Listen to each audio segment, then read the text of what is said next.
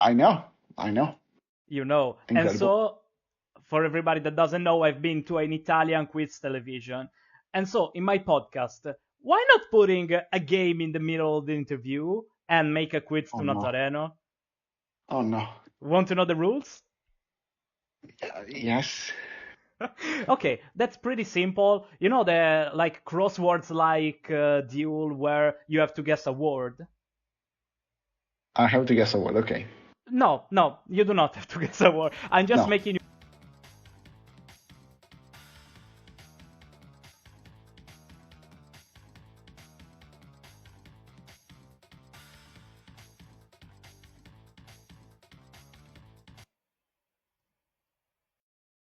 Oh, the music went off. What is going on? What is going on? Hello, everybody, and welcome to the first episode of Boost Yourself. Yeah, we have a podcast. We have a podcast. Incredible, right? Okay, so today is a big day, huge guest. Extremely incredible guest, guys. I swear today it will be a day that we will remember. First of all, just a quick introduction about the podcast and its goal. Why boost yourself? Because, the guest is so interesting that everybody, me, you, and possibly also him, will be enriched by this talk because, we will try to get more insights of what's in the guest's life. Of course, I listen to thousands of podcasts. Yeah, so doesn't seem real that I can do mine, and that I can start with such quality, guys. Remember, such qualities. I give you some hints about the guest. You probably already know who is he, but I want to give you some hints. He's Italian. He's a streamer. He's a YouTuber. He's an artist. He's a game developer, like a writer. And I could continue for days, hours. Hope you understood who is he. Ladies and gentlemen, let me introduce you, Nazzareno. Welcome, Nads. Welcome. Thank you.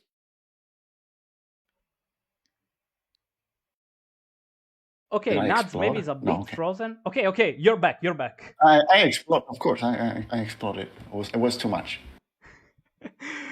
Yeah, welcome, Nads. Wow. Uh, first podcast?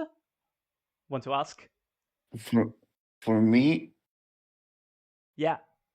yeah, of course. Who cares? Who cares about inviting me to a podcast?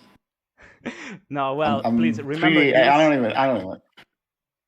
Uh, go ahead. Please remember this when you get famous, because maybe you can say, "Yeah, I've been like in Layoso podcast when you like be on Yeah, the television." first. Yes. The first podcast was this one. Uh, I don't know. I don't think there will be anything bigger than this. But thank you for having me. You're so humble, Nads. But I want to ask you first of all. I made a quite like you you needed a really big introduction. But did I forget anything? Is there anything else to add? I don't know. No, I guess no. Well, I mean, just with the things I said, like I needed two hands to list all of them, so so yeah, Sure. that's a good thing. Just to break Hmm. the ice, Nats. Just to break the ice. Um, I want to know because, like I told you, you are like 20 different things all together in a single guy, and that's incredible. But what do you answer when people ask you what to do, what you do in life? Uh, I do, and I've been doing a lot of things, and and basically nothing has been working. So I just keep adding things in parallel so that eventually they combine into something that allows me to pay bills and whatnot. But I do a lot of stuff. but it's not like um, everything I do works, or like half of the things I do works. Not even half. So I do a lot of things, but they don't really matter as successful things. They are there, but they're mostly failed projects or stuff that doesn't really pay back. Okay, I gotcha. But like, if the old grandma of your town comes at you and asks you, "Hey, Nuts, what do you do?" Like, what do you answer to an old woman, an old man? Like, is the answer No, the same, or you will try maybe to place you in a different box, maybe something more general, classic? Do you define yourself as something more classic than doing a lot of uh, stuffs? it depends. There's a lot of people, older people don't understand. And when it comes to internet, like you cannot explain an 80 years old what streaming is or speedrunning is. Uh, and like if you can tell them, oh, I wrote a couple books. Like, cool. Maybe the last book they read was 50 years ago. They don't know how to read anymore. Like, it doesn't really matter to them. What would matter to them is like an actual job where you get paid at the end of the month and you do nothing else in your life. Like you work your 8 hours, and then you sleep. I don't know. You sleep, you eat, you go out. And I feel like when people ask what you do, is just they just want to hear what you do for a living, and I don't do anything for a living, because all I do doesn't make up for a living. It's not enough. Not even close to enough. Okay, okay, I got it, I got it. Um, but yeah, what are you doing these days? You said you do a lot of stuff, a lot of works, different works. But what about these days? Is there anything particular? Are you working on a particular project? Every day I work on everything. I keep pushing forward all the open projects. Like, it's not like it's a game development day, and then it's writing day. It's all together every day. So there's day job when I have work. Like today I had it. Um, I'm curating the promotion for the book, because the book is out. So we are working things out for presentations in libraries and promotional material. So there is, but everything is ready. So I just need to, you know, have a conversation with the publishing house, and see, and overview what they're making. It's already on that side. And then there is game dev. There is I don't know, stuff for the stream. The stream is at the end of the night, and nothing else. I don't know. Well, now I understand. I think us all understand why you are pretty tired. Like at the streaming, you also say that pretty often. I mean, I thought you were working on a specific project. Honestly, No, I no. wasn't aware. It's pretty easy. It's pretty obvious to me, because that's how things have been going for the past 8 years. It's all been a lot of stuff together. If you cannot like spend, say, I'm gonna spend the next 5 years only on game dev and forget about writing, because 5 years later you will not be confident in your writing. You need constant practice. You need to constantly be constantly writing if you want to write something decent. Same with drawing. Same with streaming, speedrunning now. Same with game dev. You cannot like. Let's say you wanna focus on writing for 5 years, or even just 2 years. After 2 years, you come up with an idea for a book. You do it. You write it. Uh, 2 years later you don't remember how to program a video game or how to work in an engine. So it's over. You need to stay fresh on everything, which means you need to be doing everything at the same time, which doesn't work. It doesn't work because everything gets incredibly slowed down. Well, but okay, so much stuff going on. Every day is different, if I understood correctly. It's different, but it's the same race against time every day. Every day, things change because maybe there's a day job in the morning or in the afternoon or both and whatnot. So I need to take something out of the equation for that day. Like I don't have time for writing. I don't have time for that thing that I'm supposed to be doing. The thing I scheduled 7 weeks ago, I cannot do that. I'll do it tomorrow and all that. Well, but at least, like, do you have maybe something you do every day? I don't know, like maybe some ritual, daily ritual, maybe breakfast at 7. I don't know. Do you have anything like that that help you to keep like focused on your goals? Well, no, I try to wake up at the same time, which means if I'm end up going to bed late, I'm still waking up at the same time, which means nothing. It just means that I'm sacrificing hours of sleep because that's what it turns into. But I used to wake up later, not much later. I wake up at 9 instead of 10, so I don't wake up early unless there is work.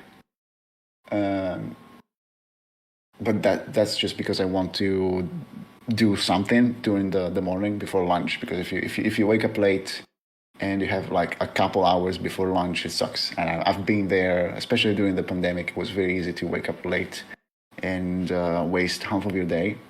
And in the afternoon, you're just not as fresh as in the morning. But it's not. I wouldn't say it's a ritual. There's no ritual. There's stubbornness. It's not like I need to do the same thing every day. Otherwise, I don't have the motivation. The motivation is just I need to get this stuff done. Otherwise, nothing makes sense. And so I keep doing it. I'm beyond the place where motivation really matters. There's no motivation. If you think about it, I'm just wasting my life. There's no results. There's nothing. Nothing is going to turn into enough money to pay for 10 years of this. So there is no motivation. There's no like logical motivation. It's just keeping it up because that's all I can do right now. All right. I mean, I wasn't expecting such, such a dark mood, but No. no, but I also want to try to highlight the good stuff because, like, yeah, that was deep. That's true. But I wanted to ask, like, with respect to the first book, with respect to the first stream, with respect to your first maybe like job of art, do you see any progress? Like, I mean, maybe you are maybe in a moment which is a bit darker, but if you stop yourself and you go backwards, don't you really see any progress? There has been progress. The first book was terrible. And it was terrible. It was handled very poorly. There was a scam involved. So it turned out pretty ugly. Like it's a poorly written book that I would eventually rewrite if I had the chance. Having the chance means that the second book has enough of a success to keep me going because the first book is the first of a long series, so it's a massive commitment. While the second book is just one, it's self-contained. And if it sells millions of copies and they ask for a sequel, we can do a sequel. But there's no rush, there's no pressure. The book works on its own, and it's way better. Like as a book, it's way better. So there's improvement there. I was very young when I wrote the first one. I wrote the first one starting at elementary school, and I published it at 21 years old when I was 21. So it was horrible. I basically wrote it once. I wrote it once when I finished the first draft when I was at high school, like first year of high school, and it was barely 100 pages of crap.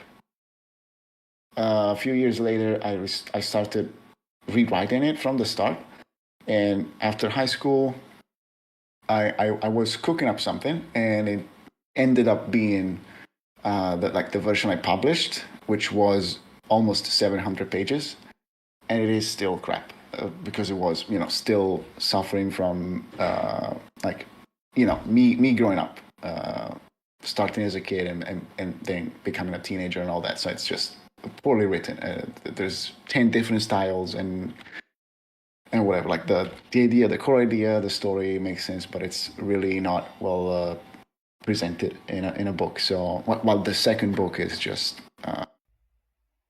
it's well written. It might not be successful, it might not work, but it's well written. That much I'm sure of. And progress in everything else, I don't know. Work wise, the progress is that I have a job. I went through like the first part of I've been jobless since unemployed, technically unemployed, but I've been doing stuff unpaid since 2017, and I got my current job in 2022. So it was 3 years of like 2.5 years of doing other things but unpaid, officially unemployed.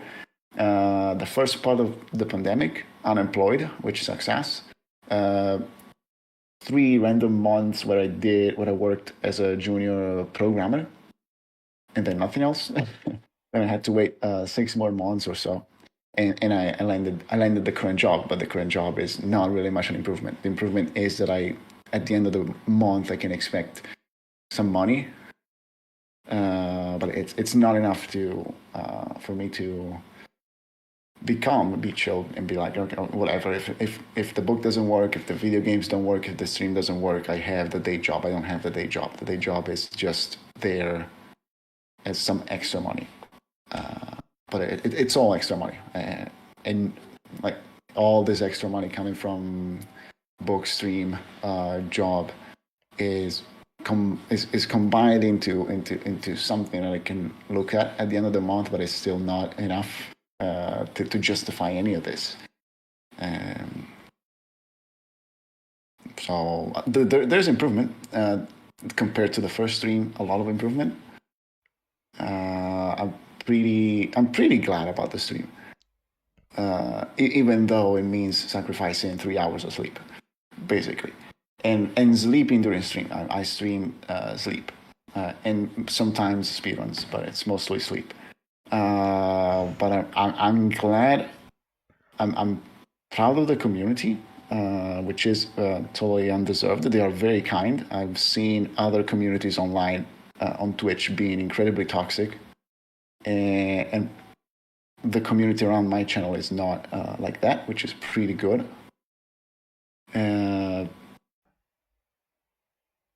And that's it. I don't know, but the progress with stream is hard to quantify.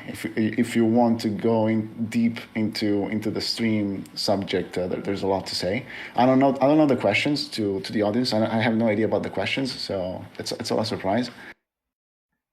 I don't know. Like if you want to dive deep, you can.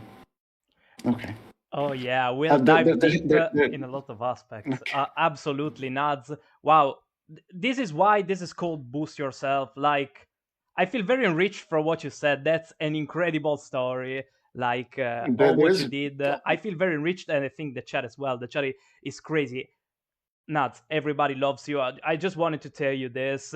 Your community is great. I seldom I have some of them also coming at me sometimes in my streams.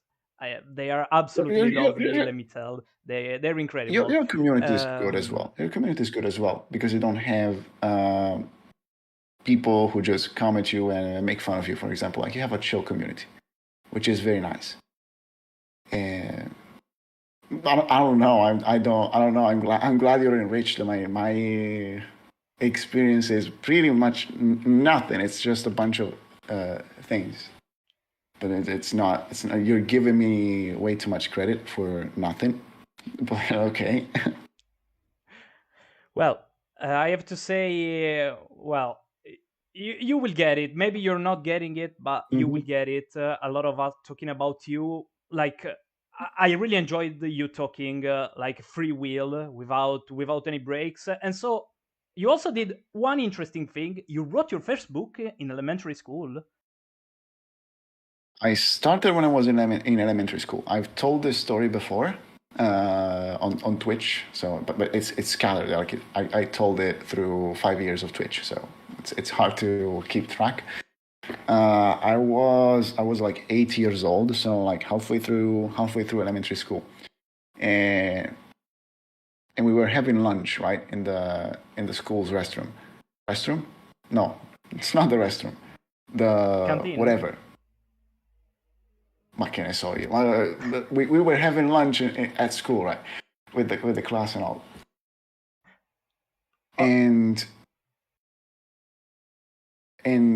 at the time I wasn't like a massive reader. I was reading Goosebumps. Goosebumps was kind of big still in the early 2000s, and that was my literature. So I was just a stupid kid.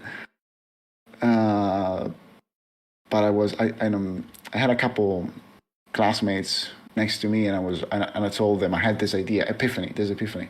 All of a sudden, like let's write a book, let's write a horror book. And I told them, let's write a horror book. And they were kids. So they said yes. And the next day they forgot.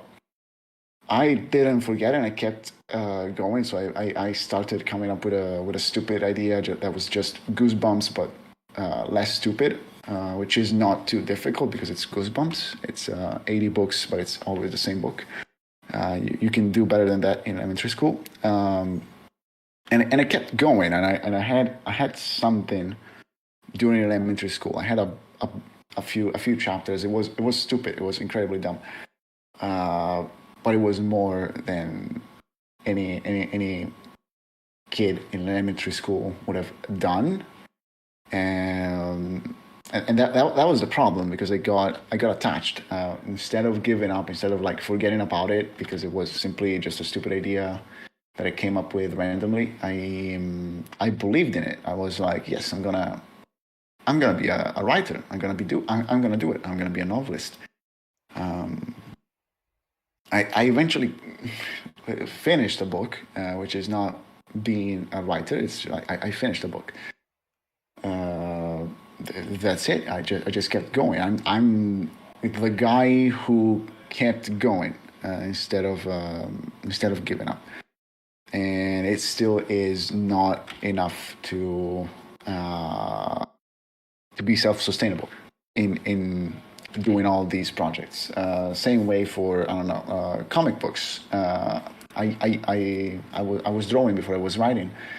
I was into drawing, and at the end of middle school, they had this tiny little comic course where they would teach you how to do a screenplay, how to write a screenplay, a very simple one. Uh, Noises, a small screenplay, and you could come up with your own story. And if you managed to write the screenplay and draw like 10 pages, they would put it all together into a small book, a small booklet, and print it for the school. And I was one of the few people in the course who actually finished a comic that was like 12 pages. It was trash. It was really, really trash. Really, really bad. I'm not good at drawing. And but instead of saying whatever, it's done. I did that, and it didn't change my life.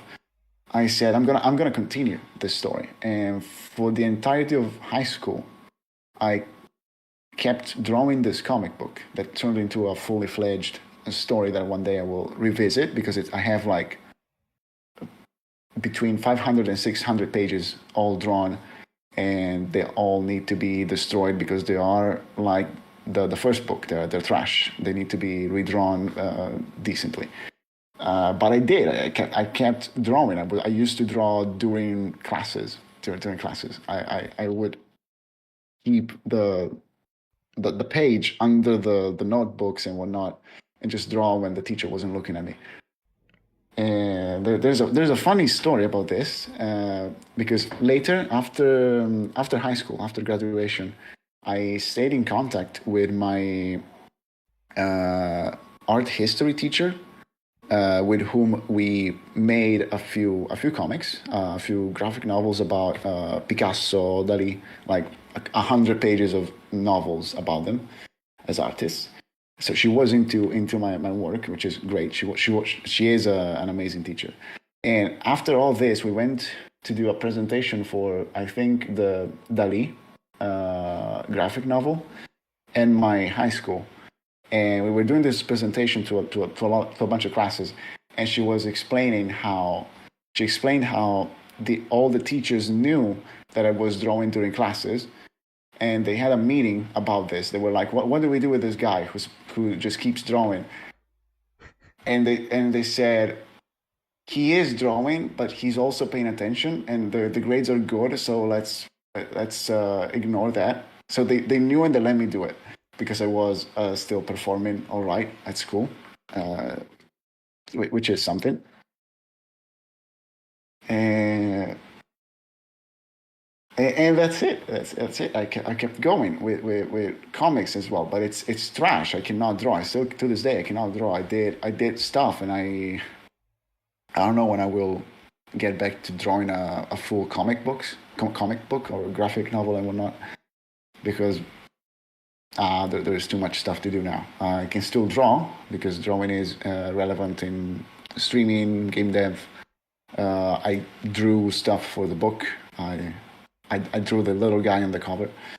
Uh, but drawing a full comic book would require some feedback, like, before I start working on it, like some interest. I would need to be good at drawing, first of all, and then there will need to be a good opportunity, like, I don't know, publishing house, or like me being incredibly famous and successful, and a publishing house approaching me asking for a comic book, and then it would work. So chances are I will never get back to the comics. I don't know, but it's there. It's kind of there. Instead of being just 10 pages in middle school, it was 5 years of drawing during classes. And I got better. If you confront the first page with the 500th one, it is way better, but it still sucks. So I don't know. It's all not quite enough to qualify. There's a lot of stuff, but it's not quite enough. Wow, wow, wow. But you know what, Nad? This is crazy. Like, it was probably embedded into yourself that you were bound to arts, because, like, since elementary school, middle school, high school, all with drawing, writing, and creating stories is something that you do not see every day, honestly. And I'm honestly glad you're continuing, that you keep going with your passions. Like, it's a side, comic novels, but maybe one day they come back. I really like your approach that someday things could change. You will be ready. You will be ready. I just honestly appreciate that. I really honestly appreciate that. Just to remember everybody, exclamation mark Nazzareno in chat to get useful links. You'll find his newly developed video game, his software house, but also his, like, social channels. Yeah. Now, absolutely curiosity. You were writing since elementary school, but tell us, how was the Yes, Nazzareno kid? How was Nazzareno when he was a kid, and how he did change now? I was stupid. I was very obnoxious in middle school, but I was also bullied. So it was a funky mix. I guess I was alright during elementary school, and then I got pretty dumb in middle school. And after all the bullying, I went to high school. High school with a whole new class, new people. But because of the bullying, I wasn't really into making new friends. So I remember I went into this new class with the idea of getting out of high school without having friends in that class, like ignoring everybody. So I spent like 3, 4 years not talking to a lot of them because I didn't care. I didn't care. I didn't want to get involved. Which is also being stupid. But there's a motivation to that. But I was pretty dumb. I would say. I was more focused on drawing during classes than I don't know making friends. I didn't care. Yeah, so I mean, I would have said that you were an introvert. Um, also, I think a lot of us people in the internet playing video games have the bullying aspect in common. Like I was also the kid in middle school that where people people take their bag and throws its bag, and you are in the middle trying to get it. Yeah, it kind of sucks. Um, but like with time, you grow. Like you had a few years of adaptation before maybe coming at your stage now. Would you still describe yourself an introvert? Yes. Okay, okay. No, I mean, I never saw you in real life, not yet, at least. But like, I know you go to some live events of communities, Yes. and you look like the boss of the party. I, That's why I I'm asked. not. I'm not the boss. I'm just a dude. But they're all. It's a when you go to the Italian speedrunning events, it's a lot of people you've known online, and a lot of people uh, you resonate with. So it's not fair. It's not like being thrown into a room full of people you don't know. You kind of know all of them, and they're all into video games. They're all into video games you know, even if you don't like exactly like the video games. So like it's a bit different. So we all know each other. Like you go there and say hi, and you know who that guy is, and he knows you. So it's way easier to just shake hands, have a little conversation.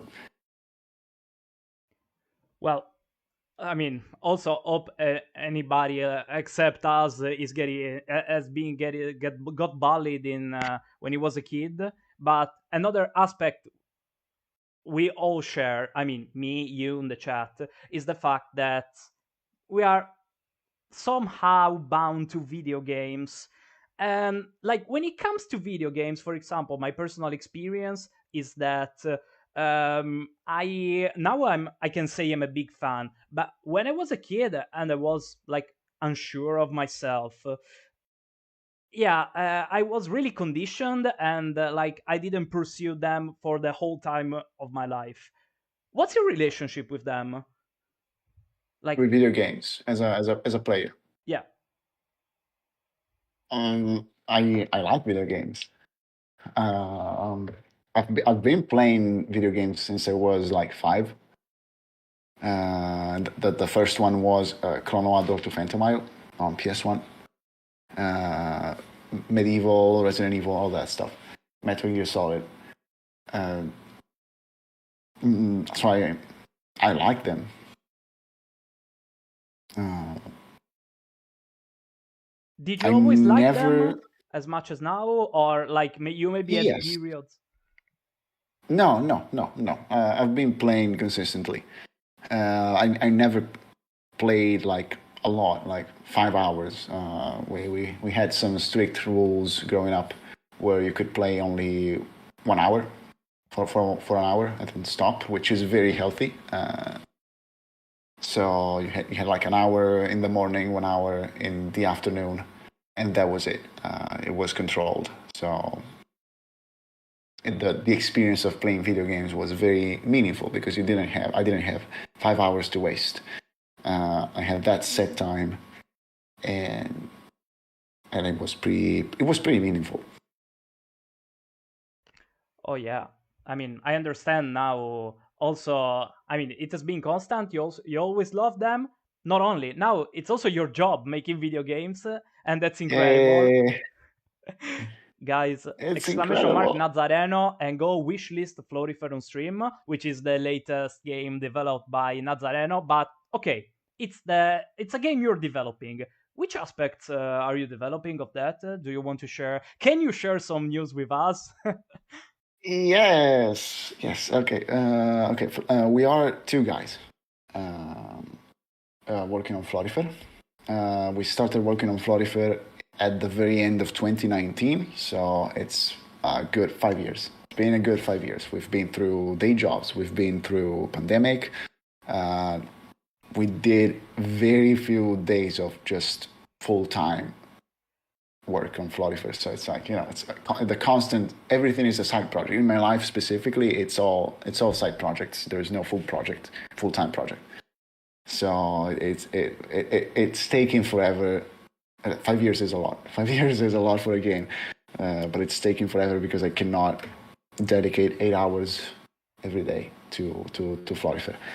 And it's I think everybody in the chat knows about it. But let's recap. It's an open world explorative game where you are thrown into this island that has been abandoned. You don't know what happened. Ancient, like there are traces of civilizations from the past, and everything is kind of stale. And you're tasked with finding some magical seeds that are scattered around the island, and you can grow them into this backpack that is shaped like a massive horn, and they grow into flowers. And these flowers have, if you manage to plant them, once they're fully grown, they will have the power to restore some kind of balance that I cannot explain without spoiling stuff, and you will free the island from this stagnation that is going on for reasons. And that's it. It's a game that is very much inspired by Sardinia, in a lot of ways. The name of the island is Arvumanno, which doesn't make sense to anybody who's not Sardinian, but it's Sardinian. It's actually Sardinian, and there's visual inspiration for vegetation, places, architecture. Not much. We have our own architecture, but we've been looking at Sardinia, Italy in terms of colors and flora specifically. So it's a very Italian game. With lore, which everybody loves. There's a meme about Florifer on Steam, because when you look up the Steam page, it will recommend you Dark Souls 3, Bloodborne. No, not Bloodborne, but Dark Souls 3, like as a similar game. If you like Florifer, you might like Dark Souls 3 as well, which doesn't make a lot of sense, but there is that. So it's a game about lore, and it's a game about taking care of these flowers. It's and exploring. You go around and you explore, and so it's like not violent. It's a chill game. It's a very relaxing experience. If you want to just go straight and work on the flowers, you can do that. Different flowers might need different amounts of water, different earth, and all that. It's not like a deep as a simulator, but it is. You need to pay attention to what the flower you're taking care of at the moment needs, So it's not free. It's not like it just grows up on its own. You need to take care of it as you explore. And if you want to explore, you can find stuff you can find things, you can discover stuff, you can discover files and documents and whatnot at your own pace. There's no rush. There's no. It's a very chill gameplay. Well, nuts. And I'm You yeah. want to know a thing? Like I love, I studied for being here. Let's everybody stay. If you have a podcast, you have to study. And I prepared a You lot of have to stop. questions about you, and I absolutely love how you answered all the questions about Florifer except the one that I made. Okay. That's crazy. That's That's good though. crazy. That's it's it means That's you can good. I do still not ask have your to talk. questions. Okay, it means you can still ask your questions. But you asked about the roles though. You asked about the roles. Okay. Okay. It's me and one of my moderators on Twitch, Ego. His name on Twitch is Ego. We are the Florifer guys. We are both game designers. We met in a game design class back in 2015, and we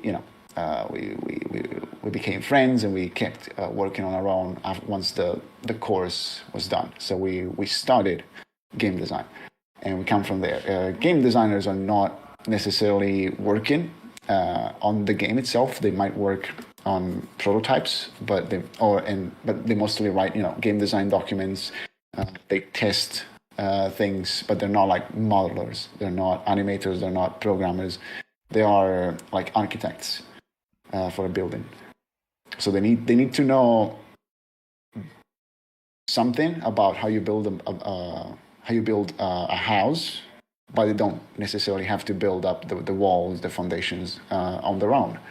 There's other people who do that, but need to be informed on constraints, limitations, how stuff works.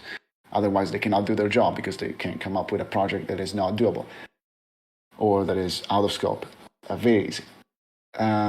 So we have this experience as game designers, a lot of experience before Florifer. Florifer is massive. It's not our first game. It's not like there's this meme in game dev that is like your first game being an MMO RPG, which is the most stupid idea ever because it's an online game, multiplayer with RPG, and it's stupid.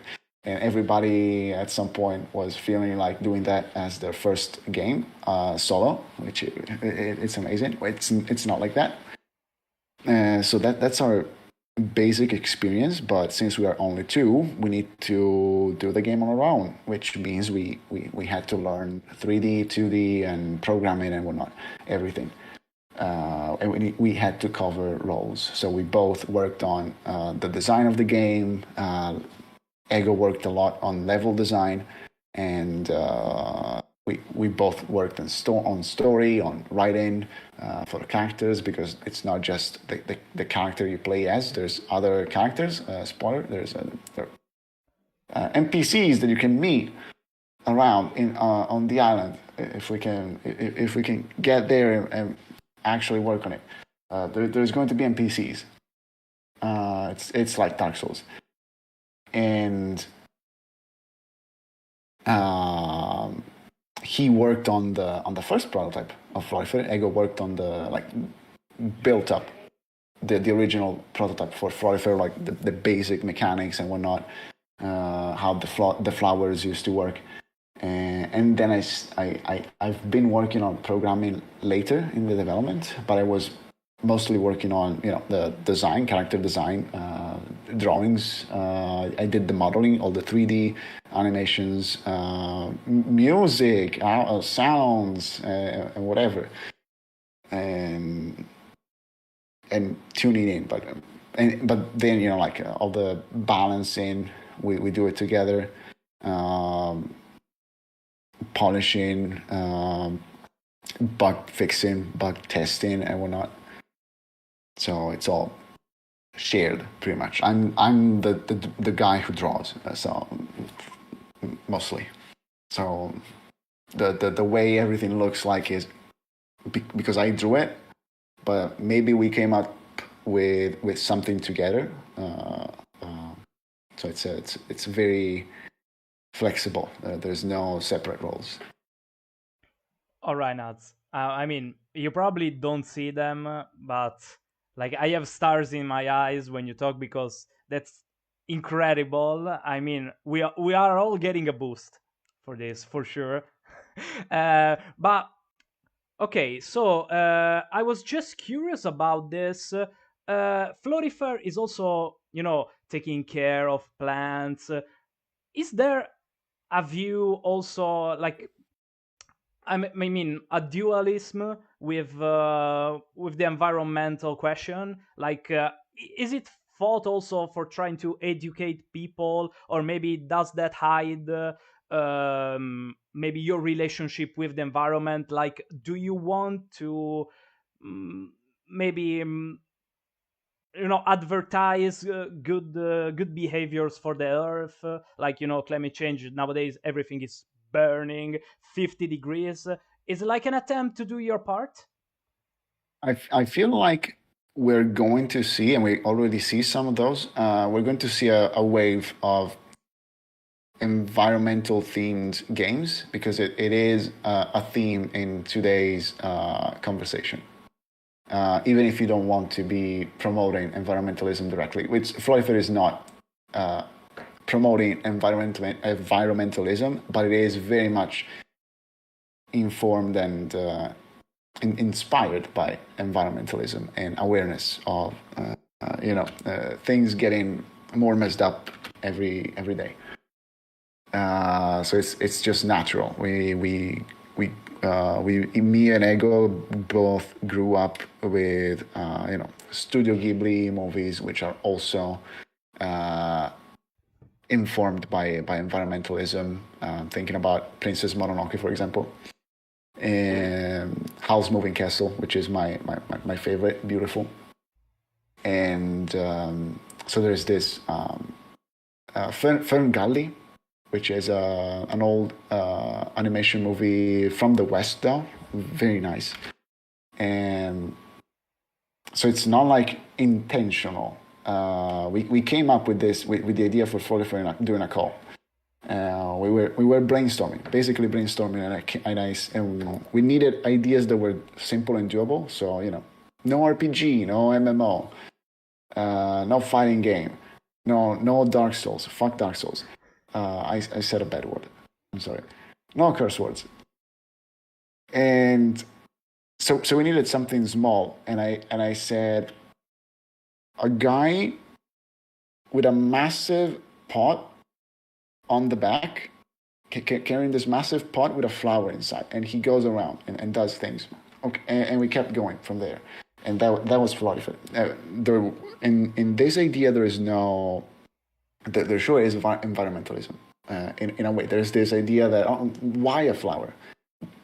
Why a flower? Why not something more violent, something aggressive? Something evil, something dark. No, it's just a whimsical flower, and then we will come up with something for the story. So it is not necessarily intentional, but it became relevant. So Florifer is very much about environmental themes. It's like yes, I would say so, but it's not like the main intent. It's still a story with things going on, and the final message is not love the environment. Don't do bad things. Don't set bushes on fire. It's not. It's a bit more than that. But Wow. I feel like we're not the only ones. I'm thinking about, I don't know, Wavetale. I still have to play it, but I feel like Wavetale and there's other games like that, indie games that are showing this relevant role of environment in water, desert, whatnot. Sable is also a nice game that is all set on an alien desert, and there is some environment in that. Through the lore, if you pay attention to the lore, so it is coming out. as like I don't know, violence used to be a theme in games at some point, but for other reasons. Wow, wow. Okay, okay, that's nice. But everybody, Nazzareno, as Nazzareno said, he made also other games. Exclamation mark Nazzareno to find them, download them, buy them, because like, for example, Zari is is very loved by the community, right? Yeah, I don't know why. It's Zurri, and you are Sardinian, so you might know why. Zurri is basically it is inspired by Spyro's speedway levels. It's a flight game.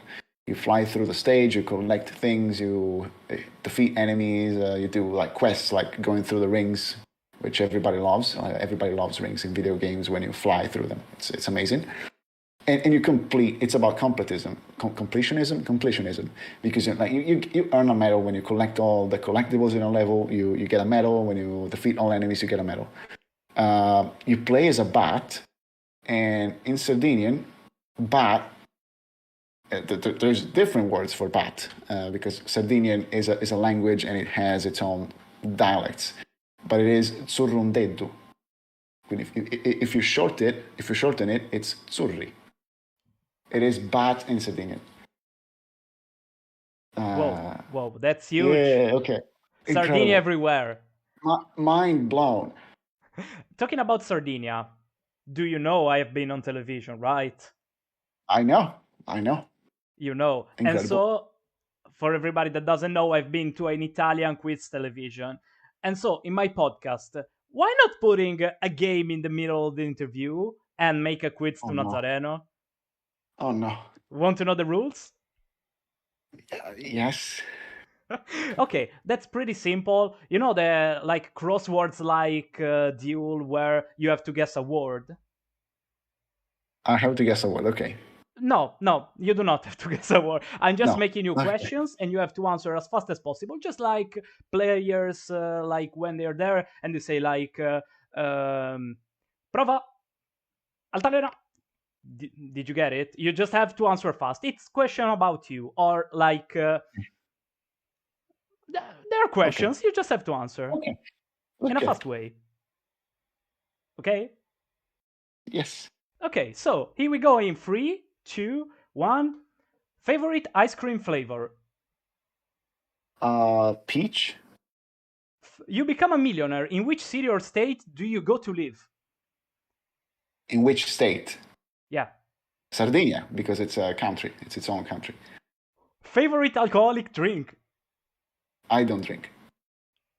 You wake up and you are Sir Daniel Fortescue. What is the first thing you do? I get back to sleep. I had it. It was done. It was over. I go back to sleep. Which is the VIP you want to meet in real life? Um. Oh no, only one. Only one. Jason Wilson, who is one of the guys who worked on Medieval, on the original team. Okay. Last question. Who is the Italian Jesus? Not me. No, I like 5 questions correct. The first one, the last is Oh wrong. The Nazi or the Italian no, no Jesus? way, no way. No way. All right. Okay, so this was just like to add a bit of movement before moving to the real deal. Like probably the reason we all, not all, but most of us know you for this reason. And I'm very curious to ask you about some questions about the streaming aspect. So the first one that comes in mind, but I mean, you know what? You're too good. I don't even need to make you questions. Yeah, it's so interesting to hear you talk. So I already know. I say one, you're going to answer as all, but please, I'm happy to see you and to hear you tell us how did you start and why did you start. Also, Oh if you no, want to add what were your expectations when you started, it's a plus. oh no. Okay. So right before the pandemic hit, late 2019. It's all about late 2019. I don't know why.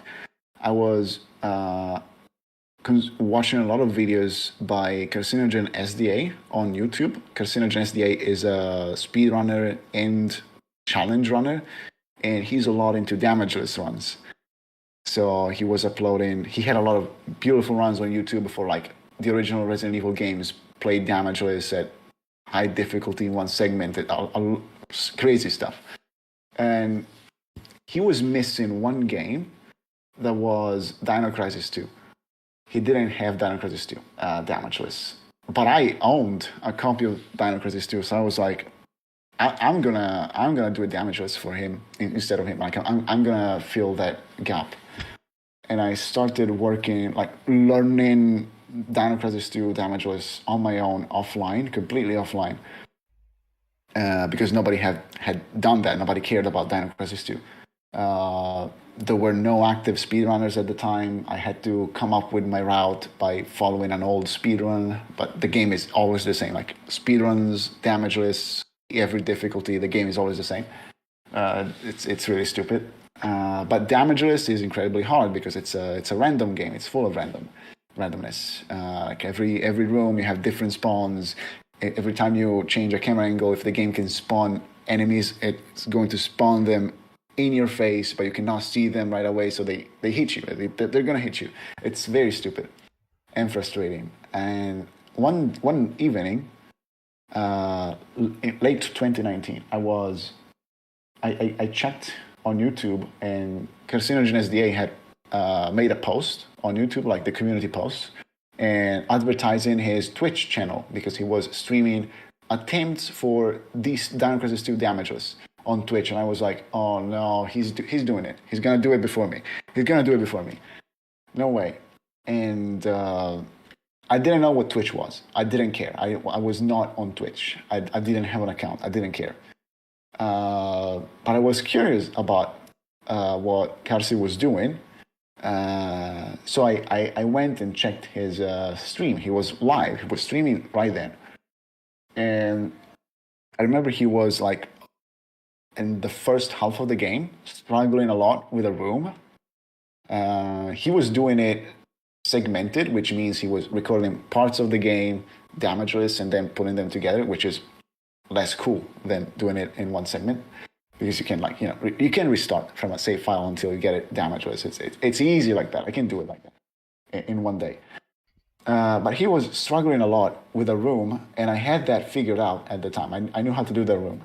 So I wanted to, I made an account on Twitch just to write in his chat and tell him, hello, look, I'm working on a damageless run as well, and I know how to do this room. You don't. You gotta do it differently. And he listened to me, and we talked a little bit, and I gave him a few advices here and there, but he had things figured out as well, because again, he had a lot of experience. So eventually he published a segmented run, Dino Crisis 2, hard, damageless, but segmented. He also credits me in that video, which is epic. It's crazy. But in the meantime, I was kind of interested in this idea of streaming. I was like, what's the point of trying to play this game damageless offline? I'm not even recording. I was not even recording attempts. Incredibly stupid. So I decided to. I had the account. So I started by. I started with damageless streams, which didn't work. I couldn't get through the game damageless. It took me 2 more years to I think to get the one damageless run I did. And in the meantime, I gave up. I just took a break, like a year-long break from it. And in the meantime, it was like the first few months of 2020, still before the pandemic, and Ego came up in the chat, right? And we were on a call while I was speedrunning. While I was doing the damageless attempts because I didn't have microphones. I was a no mic, no camera stream. Very of Dino Crisis 2. Very boring. And he said, "Well, you know the game now. Just why don't you try and speedrun it?" And I gave it a try, and then I ended up speedrunning instead of doing damageless runs because it was less painful at the time. The record was free. And while I was doing attempts, I got into it because, of course, like I kept improving my time a little bit. And I remember in the meantime, COVID hit, so that was one more incentive to keep streaming. I had time to waste, and I remember I was very close to the world record on Dino Crisis 2, and another runner came out of nowhere and snagged the world record, and we started trading records like almost every day. It was very ugly, very, very ugly. It was super painful because every day I would wake up and discover that I had lost the record, and then I would take it back, and then I would lose it again. It was incredibly dumb. And at some point, I decided to move on and just learn other games. And then I learned Medieval, I learned Klonoa, I learned Kaya, and all that. But I started with damageless runs because I wanted to give advices to this massive guy. Karsi is a big streamer. Karsi is not small. He's big. In one of the last Games Done Quick events, he managed to showcase a damageless run of RE2 remake, Resident Evil 2 remake, which is not easy because GDQ is about speedruns, not about damageless runs. He had been trying to get into GDQ with a damageless run for ages. It was very nice to see him succeeding. In fact, like he actually pulled off the damageless run live, and it was a great moment. So you started. I understand you started with no expectations. Like you started just because you follow the stream, like the stream of events and Yes. stuff. But when did the lamp like turned on and told you, okay, maybe you know what, this can be a thing. I can start to speed run, like doing that consistently for like all the days in a year. Uh, well, during the Dino Crisis 2 days, it was daily almost, but also because of pandemic, I just had time, and I was unemployed, so I also had more energy. I could sleep 10 hours a night, which is way too much. So I was doing it daily. It just became a routine to stream and speedrun. And that's it. And then you naturally move to other games when one game becomes a bit too much. And since you are a speedrunner yourself, you know that if you just play Forbidden Memories a bit too much, you need a break. You need to run something else. And yes, at some point you need to eventually learn something else because it becomes unbearable. So at some point, Dino Crisis 2 became unbearable, and I looked into Medieval, and I looked into other games from my childhood that I cared about. All right. Well, just to let everybody know, I mean, I'm your follower since 2022. I mean, probably was still a bit into the pandemic. Indeed, I remember having you on the television and like doing nothing all the day, then putting Nazzareno on TV and sleeping peacefully with him playing Medieval or Klonoa or Dino Crisis and what else.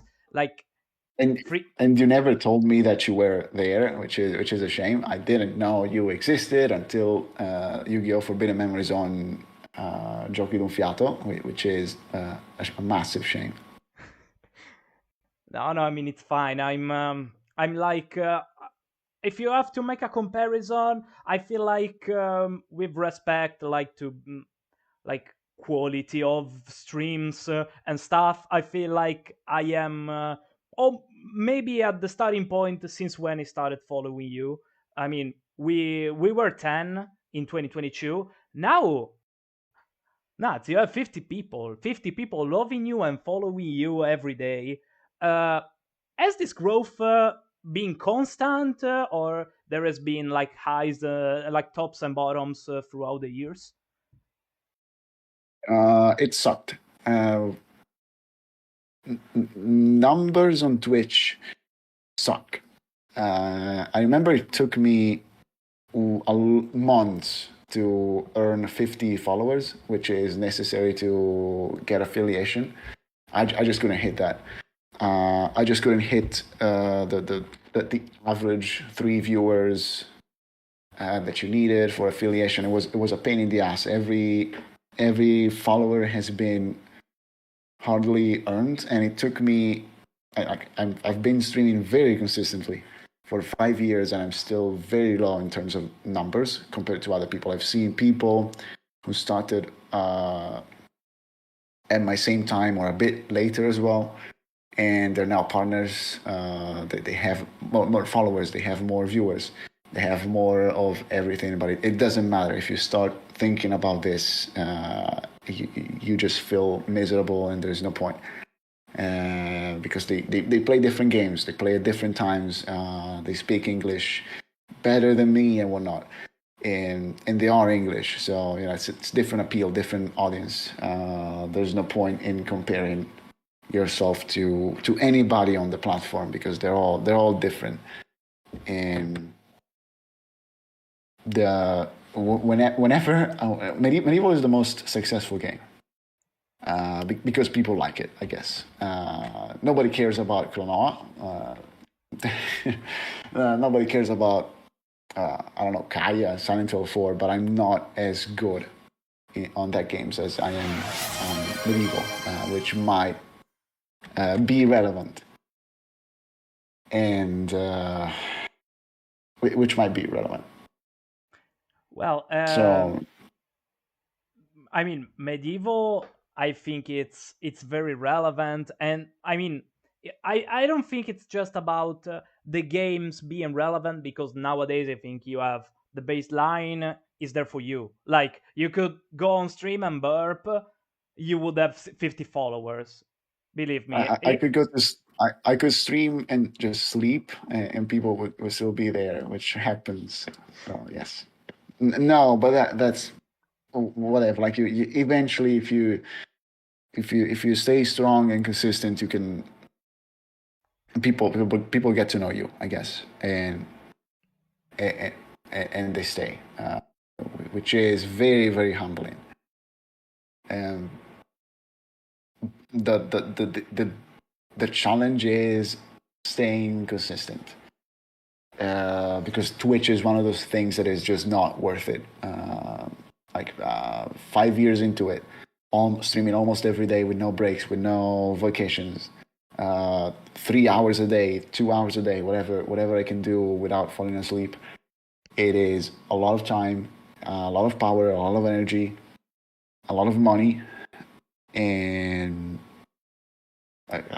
I'm still far behind. If you want to compare to like people who do it for a living and manage to make it sustainable, and they manage to combine it with like a part-time job instead of a full-time job. So there's a lot of achievements. There's all the things I've done with the Italian speedrun community, which is a lot of fun, and it's very motivating. But it's not. I don't know if it's successful.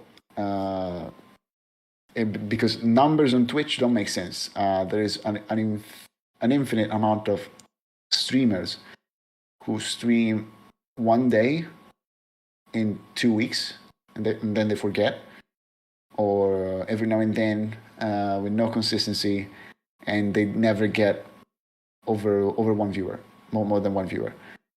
And there's a lot of these people who are not affiliate. They will never see a single penny coming from Twitch. And some people keep doing it. Some people quit. Some people just stream because they like to stream because they're playing, and they just stream whatever and they don't care. And then there's a lot of people who have like between 2 and 5 viewers, and they manage to get affiliate. People who grow very slowly, people who grow incredibly fast. It doesn't make any sense. It doesn't make any sense. And the big reality check is that anything. It depends on your goals, but my goal is making it sustainable, right? Making Twitch sustainable. So right now it can be considered a part-time job rather than a full-time job, because I just spend a few hours on it, including time I take offline to work on layouts or learning games and whatnot. It's 4 hours a day, not more. Let's say my goal is to make 4 hours a day sustainable. You need a lot of money. Twitch needs to make a lot of money, and this is a stupid goal maybe, because it's me being incredibly ambitious and expecting it to be successful. But if this is the goal you set, I'm not successful. I'm not succeeding. I'm not self-sustainable. Thousands of people on Twitch are not sustainable by this standard, because a lot of people will never see those numbers. You need so many people following you, people watching you, people subscribing, people donating to make it sustainable. It's out of scale. Nothing makes sense. Because you have a lot of these successful streamers live constantly that you can look at, and you can be in their chats, and it feels like you can. No, it doesn't feel like you can become like them at all. But they're there, they're just random people, and you might say why they're boring. I don't know what they're boring, but they have like 500 viewers, and their stream is sustainable. In the stream, way less than me maybe. So nothing makes sense, and the growth has been constant, but incredibly slow. So everything is appreciated, like every follower is appreciated, because I don't get 10 followers a day out of nowhere. Like every follower is like one precious guy who magically stumbles upon my stream and says, "Oh, cool! I'm gonna drop a follow." It doesn't happen randomly. And I feel like there's streamers out there that just keep getting followers randomly like that. Like I don't know. They just get them for free, and it's just magical. But I don't see that. I'm in a different website. I don't know, where things move very, very slowly. Well, first of all, yes, I have to say exclamation mark Nazzareno, and go follow him. I mean, you all come from his channel, but if you do not follow Nazzareno, go follow him. And also, I got your reasoning. Like I'm seldom into that.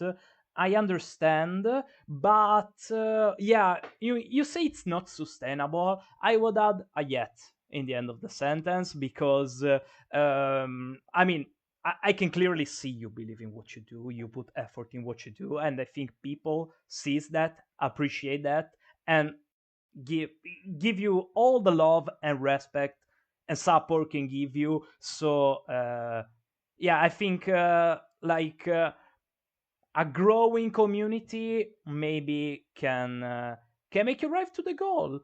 I mean, of course you're inside that, and you will probably not see that, but I see that in a positive side, and like I'm very positive for for you growing and making your stream sustainable, because because I'm your fan, but also because of like it's not subjective what I'm saying. It's really I can see the work culture. Like even when you sleep on stream, I can see the work culture in what you do, and I very respect it. And that's a value. That's absolutely a value.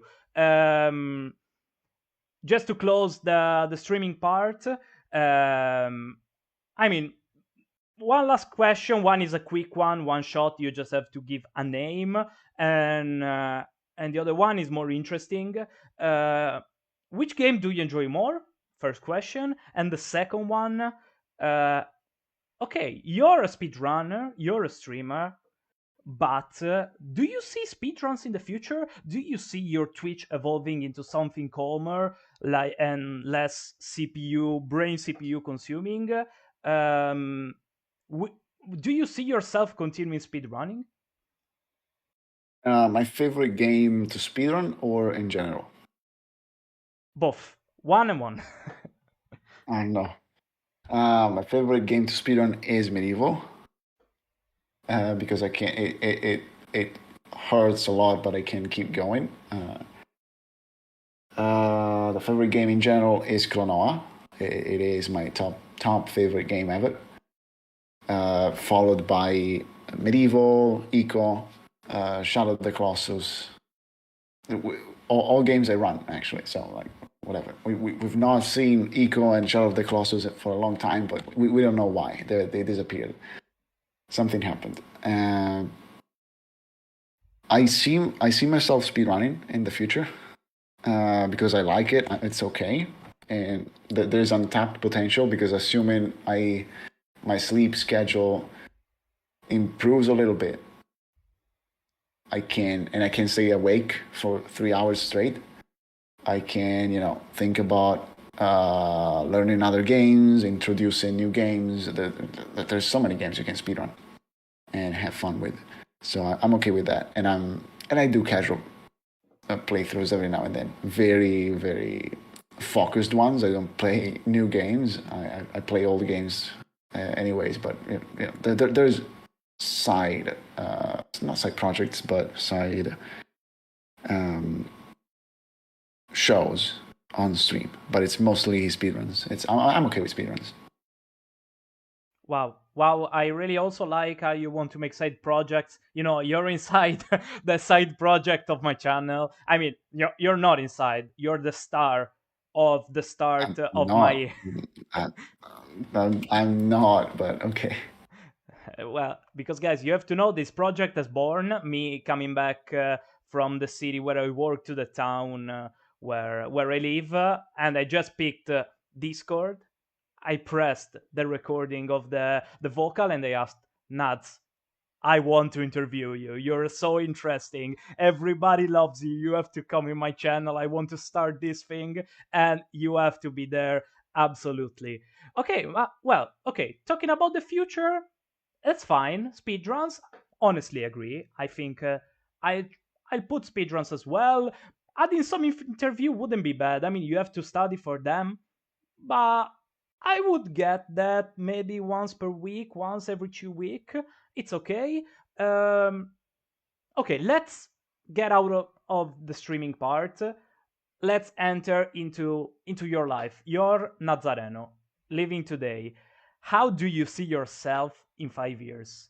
Not just streaming, not That just streaming. Also, like maybe you live in like where do you live? Which will be your work? Where are you aiming at? Do you want to answer this? uh, I don't know. I don't know. I don't know. But I don't. It's hard to imagine anything different in 5 years. I see myself older and more tired and more frustrated and more miserable and more beaten up by life because the last 5 years have been full of disappointments and things that didn't work. And we'll see. Like in 5 years, I will know if the book I published this year worked. Like, right? If I could jump into the future now and see and ask myself, my future self, if the book performed well or not, he could tell me, he could give me an answer, and the answer would probably be no, because books don't work. I was born like 200 years too late for books, even just 20 years too late for books. And people don't read, people don't care, especially in Italy. Italy is a dying country when it comes to literature, and it shows incredibly because people are what. No, no, sorry. It was you're talking about me. I can't read books since I finished university. I can't read anything. I feel like I'm studying and reading the same line 20 times. I am one of the guys that is ruining you. But yeah, exclamation mark No, Nazzareno to buy Giorno Tempo nei Notti Campi, guys. 2 3 minutes and we're switching to Italian to talk about the book. But yeah, please continue. I just wanted to tell that I unluckily see myself in that category that like ruins book, but not because I don't want to read, but because I lost the ability to read for relaxing. It's just you 100% can't you CPU. can yeah, you can relearn that. It just takes time. I'm not reading a lot myself at the moment because I'm constantly busy doing other stuff. Like I had 10 minutes today, 15 minutes to read, and it's the first time in 2 weeks, which sucks as a writer. There's just no time, and the lives we're forced to live don't allow us to read or to take a break from work. So I don't know, but it, to fully answer the question, I don't know. It's a big darkness. 5 years from now is a time where I will be incredibly old, and I will know if Florifer worked out, if the book worked out, if the stream worked out. Because I like, what happens if 5 years from now the stream is still here at this point, and it's still consuming me, and I'm still falling asleep, and I still cannot get 3 hours of speed running without tilting, without falling asleep, without getting incredibly frustrated, and I'm still not. I'm still struggling with a day job, and the day job still sucks, and I still cannot earn enough money to get out of the house and pay bills and plan my own future, because in 5 years I will be 35. It is kind of late. It is kind of late, and then I don't know. I don't know. Well, let me tell you. You didn't answer. You didn't want to answer. I'm answering for you. I see you successful in 5 years. I know the events in the past might make you think they will not work, but I really believe in you. I really believe in you, Nads, and I think everybody in the chat is believing in you. So I see you successful in 5 years. Just continue to be yourself. I mean, also with this kind of darkness, with this non-optimistic way to see things. I mean, uh, also chatters believe in you. So yeah, it's fine. Continue, and I mean, there you will have one day you will see the results because what you're doing is incredible. Like I think we are 1 hour 20 into this, and like everybody got a boost for your words. Everybody learned something. Everybody went into the life of somebody we see every day, but we never face like his feelings. Now your feelings are clear. I mean, I get why you are insecure, but I honestly and genuinely think you'll be successful, Nads, and you'll be rewarded for what you're doing. So of course, time will speak. Time will speak. luckily there's time on our side. But yeah. Um, one last question before switching to Italian, because guys, now we will have a few questions in Italian. Targiom Ayogi or Targiom Ayogi, and why? What No, does it's that all. mean? I didn't understand the question. Targiom Ayogi, your pseudonym you use when you write books, or Yes. Targiom Ayogi. How is it pronounced, and does it have a meaning? No, it's Tarjo Mayogi. So it's Italian, basically Italian. It doesn't have any meaning. But I was bullied for my surname when I was a kid. So the idea of publishing a book with my actual name on it was terrifying. I cannot whenever I hear somebody pronouncing my surname, it feels like they're making fun of me. Just PTSD from that. So I back in high school, first year of high school, I knew I needed. I was kind of getting close to the first full draft of the book, I guess, and I knew I needed any name but not my own name to slap on the cover because I didn't want my surname. I didn't want people to look at the book and giggle, right? They oh, that's a funny surname.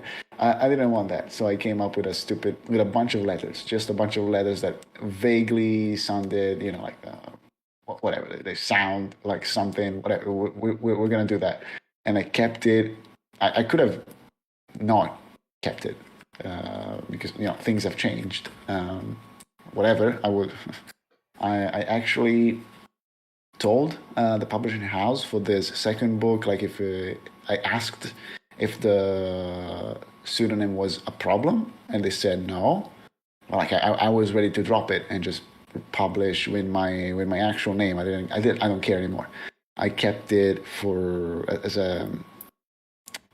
a reminder of the past, of the things, of things that used to be, of how things used to be, and that's it. There's nothing. People keep asking, but there's nothing. It's just a way to escape getting bullied for the surname.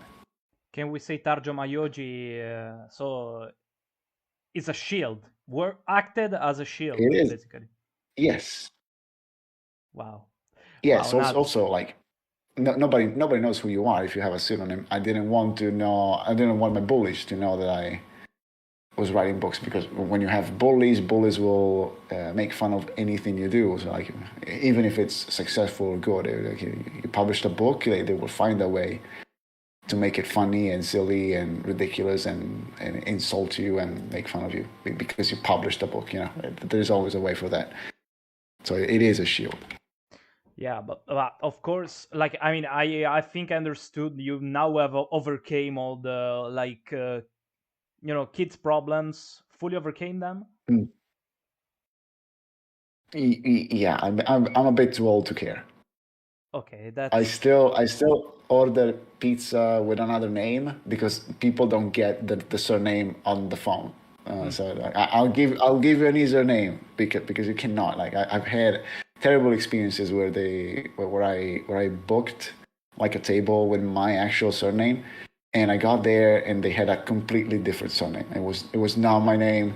It was my booking, like the number of people, the table, the time. I was like, look, it's me. You got the name wrong. It's completely wrong, but it's me. I promise. So I just ordered with a different name, but I don't care anymore. is it Sardinia, right? Yes. Yeah, I got it. I also know that, like in the northern Italy, a lot of people that is son of a man with a Sardinian name takes the mother's surname. That's like weird culture. What like here, if you're called Porcu and other stuff, it's normal. It's just weird and maybe a bit demotivating how like the Sardinian is treated. And probably possibly still treated, because if I go to Milan, do you hear my accent? If I'm talking in English, I'm talking Sardinian English. It's Yeah, people will always find a way to make fun of you when you are in a foreign place. And Sardinia is a bunch of foreign places put together. When you switch region, it's different, and the more the higher you go, the more you're gonna sound funny to people, and people would just look down on you and whatever. Not everybody, but okay. We arrived to the last question in English. This is my curiosity because, like, I've never talked to somebody that writes books, so this is the first time for me, and I really want to ask.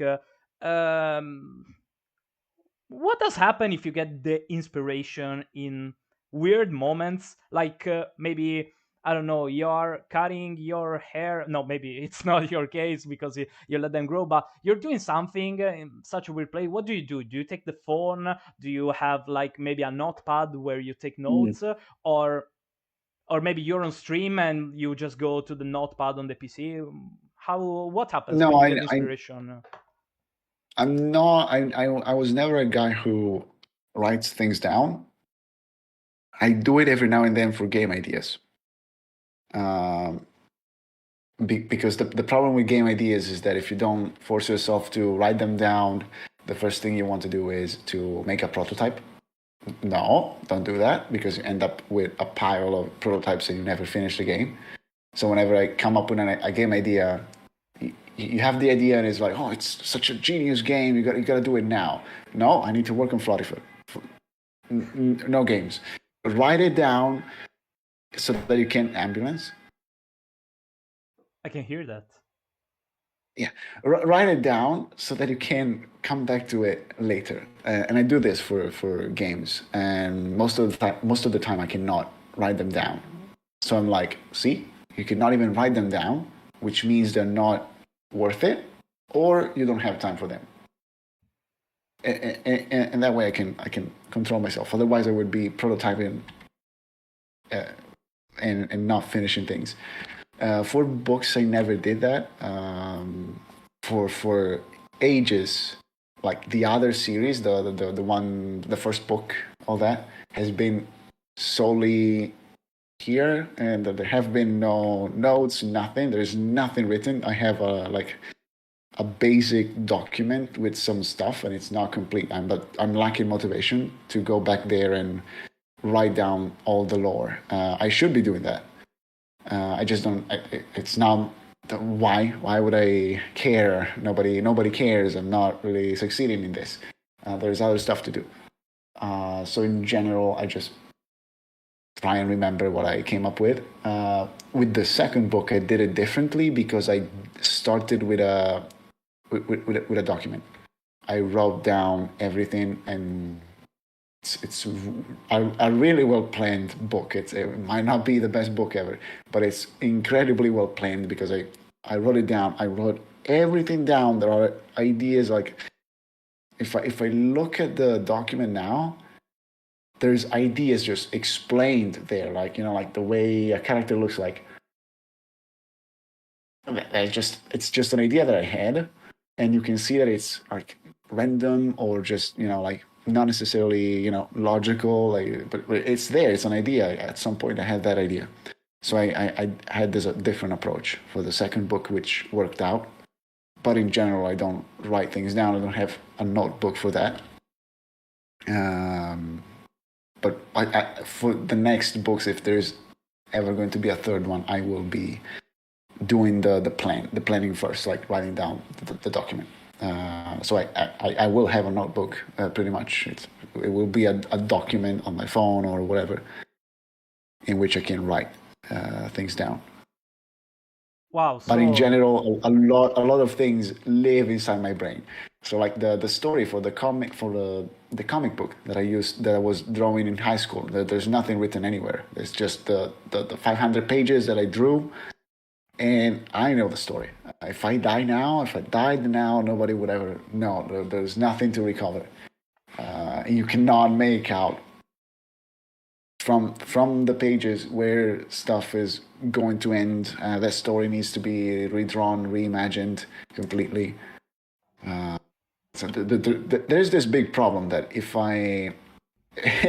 anything happens, a lot of information is not on written down anywhere.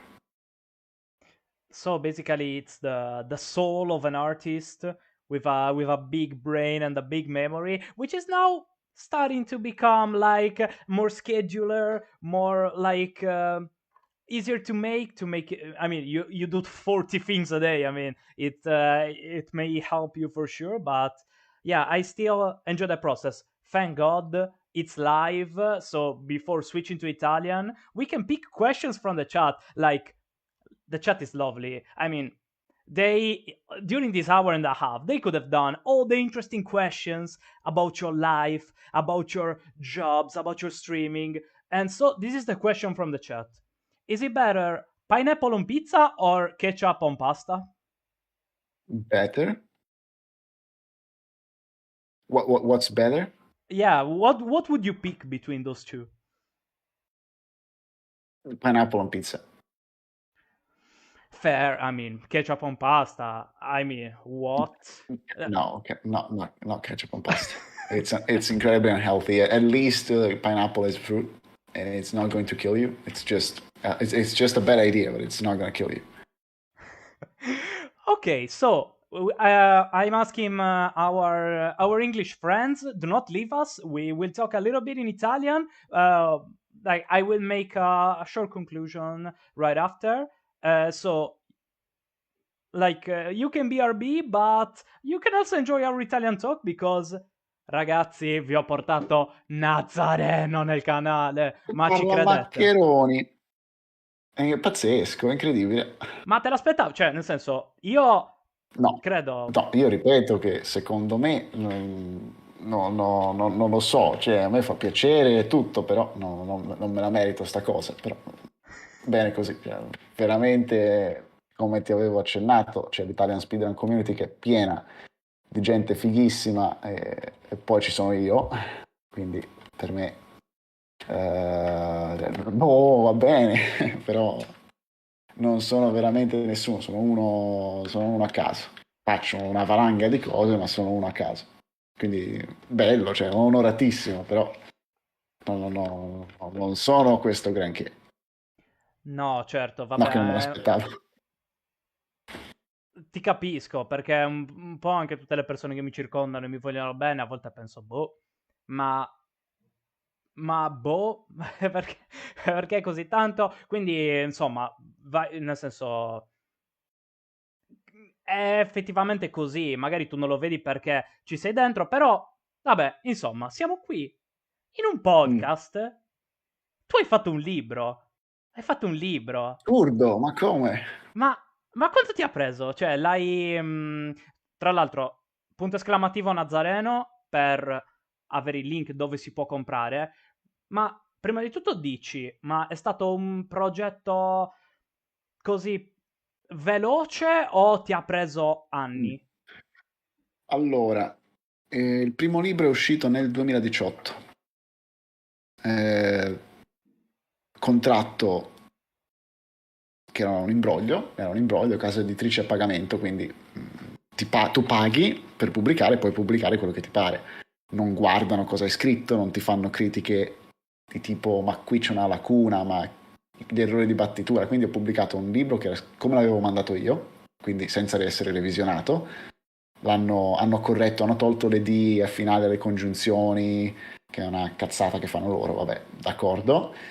Però hanno lasciato errori di battitura, errori di grammatica, lacune, cagate infinite. È uscito un libro assolutamente orripilante. Io ho pagato metà dello stipendio che feci all'epoca, lavoravo come tirocinante, quindi ho fatto 6 mesi di tirocinio, metà dello stipendio di 6 mesi buttato via per questo libro. Non se ne è visto nulla, loro non hanno venduto neanche una copia per quanto ne so io, ne hanno distribuite tante. Ho vinto un secondo posto in un premio letterario del cavolo, che non vale nulla, non vale nulla, una coppa fantastica che non vale nulla, non vale niente perché è un libro del cavolo, io non l'avrei premiato, io non avrei premiato il mio libro, quindi lasciamo stare. E quindi ero un pelino scocciato da questa cosa, mettiamola, ero un pochino frustrato, mi dava un po' noia questa cosa di essere stato un po' intortato, ero piccolo, non sapevo nulla, io letteralmente ho sto libro finito, 600 pagine di bombe, di roba, tocca pubblicarlo. Che fai? La Rizzoli, la Mondadori, quelli grossi, ma poi non ti rispondono. Io avevo bisogno di qualcuno che mi rispondesse. Beccato la prima casa editrice a caso, erano dei carissimi con una mamma simpaticissima e quindi ho beccato loro e hanno risposto subito perché pagavo, quindi ci sta, si risponde. Veramente simpatici. Solo che poi l'ho un po' persa la motivazione. Chi me lo fa fare? Mi hanno fregato. Prendiamoci una pausa che c'è da fare altro. E quindi intanto c'era da fare altro perché stavamo lavorando a quello che c'era prima di Florifer. Quindi abbiamo lavorato. Questo non l'hai chiesto cosa facevamo prima di Florifer perché era roba. Quanta roba! Abbiamo lavorato come schiavi gratis nell'hyper casual, cioè Helix Jump, giochi per telefono, quelli pieni di pubblicità, quelli lì, 3 anni di fila come dei coglioni. Il mercato funziona perché tu hai 20 milioni di sviluppatori come noi, scemi, che fanno i giochi gratis, prototipi da 2 settimane, un prototipo nuovo ogni 2 settimane, e quando il prototipo è una bomba atomica e fa dei numeri assurdi quando viene testato, si porta avanti e se lo pubblicano effettivamente ti pagano una valanga di soldi, ne pubblicano uno su 3.000, non lo so, quindi noi in 3 anni non abbiamo pubblicato nulla. 3 anni non pagati, ci hanno pagato a un certo punto perché ci siamo imposti noi, ci siamo letteralmente imposti perché eravamo un po' scazzati da questa cosa e abbiamo detto guarda, con noi se ci lavori ci devi pagare e abbiamo spuntato tipo 3 mesi di stipendio sul pezzo e poi basta perché abbiamo fatto 6 prototipi in 3 mesi, 6 giochi diversi in 3 mesi e nessuno è andato, è impossibile che vadano, ti dico io è impossibile, Su tre però abbiamo anni. lavorato con tutti a 3 anni, 3 anni. Abbiamo lavorato con cinesi, francesi, americani, israeliani, tutti, abbiamo lavorato con tutti, un'industria di merda e figata, l'abbiamo fatta, quindi, che bello. Era un po', avevo altro da fare. A un certo punto io feci anche, mi sa nel 2000, sempre nel 2019, era un'estate, ero in Sardegna, pazzesco, e quindi mi presi la briga di provare a scrivere un altro libro, sempre anche questo col piano prima, cioè col documentino scritto prima il documento, ce l'ho ancora, ho tutto. E arrivai a iniziare a scriverlo, però era un troiaio, era pieno di roba, troppa roba. Quindi mollai, era un momentaccio perché era chiaro che non ero sul pezzo, c'era sta cosa del primo libro che pesava da morire, un litigio continuo, ho sentito anche il direttore della casa editrice per cercare di fare l'edizione economica perché non vendeva, costava 28 euro, costava più di questo nuovo libro, questo libro, cioè ragazzi, non si può, di farlo arrivare ai concorsi, non c'era verso, quindi veramente frustrante, quindi lasciai perdere. Poi ci fu il Covid 2020 e durante il Covid hanno pubblicato una montagna di libri spazzatura. Era pieno di libri sul Covid, sulle pandemie, sugli zombie, sui virus. Cioè, tutti i coglioni del mondo scrivevano libri di merda su Amazon. Te lo pubblicavi da te, non pagavi nulla. E la copertina con l'omino, con il fucile, le maschere antigas, i grattacieli in fiamme col fumo dietro, tutte ste cazzate. E quindi tutti avevano Covid, tutti si sono riscoperti scrittori pazzesco. Eh, e io ebbi questa idea, avevo tempo, quindi ho detto, vabbè, tiriamoci fuori un libro per rientrare, perché il primo libro è andato da cani, mi hanno rovinato l'esordio, che vabbè, chi se ne frega alla fine, però mi hanno rovinato l'esordio, un po' pesante, e quindi mi serviva un libro autoconclusivo, piccolino, tranquillo, ragionato, fatto bene, per rientrare e, come dire, ti presento questo libro, me lo pubblichi, se va tutto bene io ho una intera saga da scrivere, da pubblicare, però ne parliamo dopo, prima facciamo sto piccolo libro. E quindi io nel 2020 ho iniziato a scrivere il documentino con tutta quanta l'idea per il giorno tempo nei notti campi e per Benino, i personaggi, quello che succede, c'è proprio una parte che è quello che succede scritto in sintesi, dall'inizio alla fine, quindi quando sono andato a scriverlo leggevo cosa succede a questo punto, questo, perfetto, elaboriamo. scritto proprio metodico, stampato, è venuto da Dio. Poi non va da nessuna parte, però è venuto da Dio. E dal 2020 l'ho finito nel 2021, agosto 2021 l'ho finito in Sardegna. Incredibile, non è impossibile questa cosa, è finito in Coincidenza? Sardegna. E non è una coincidenza, non può essere. Quindi ero in vacanza un mese a scrivere come un coglione la mattina, a lavorare come un coglione sull'upper casual il pomeriggio, a lavorare a Florifer la notte. Io ero la notte al buio a modellare per Florifer come un cretino e poi dormivo, cioè ci stava, dormivo anche ogni tanto. Ci stava anche a Quindi ci dormire, ho dai, ogni messo, tanto. ci sta, un annetto ce l'ho messo, però poco, è stato veloce, è stato parecchio veloce. Ma quindi un anno, dai, pensavo fosse di più, però come mai è E il primo arrivato così libro, tardi? Cioè, eh, il primo libro ci ho messo 13 anni, però sono cresciuto nel mentre, quindi un miglioramento, attenzione. È arrivato tardi perché io poi ho fatto un primo giro di mh, invii a case editrici grandi e medio grandi, perché mi interessava, cioè dopo un'esperienza del cavolo con una casa editrice che ti truffa, ho detto basta, io so che ho scritto un libro sul pezzo, voglio la casa editrice sul pezzo.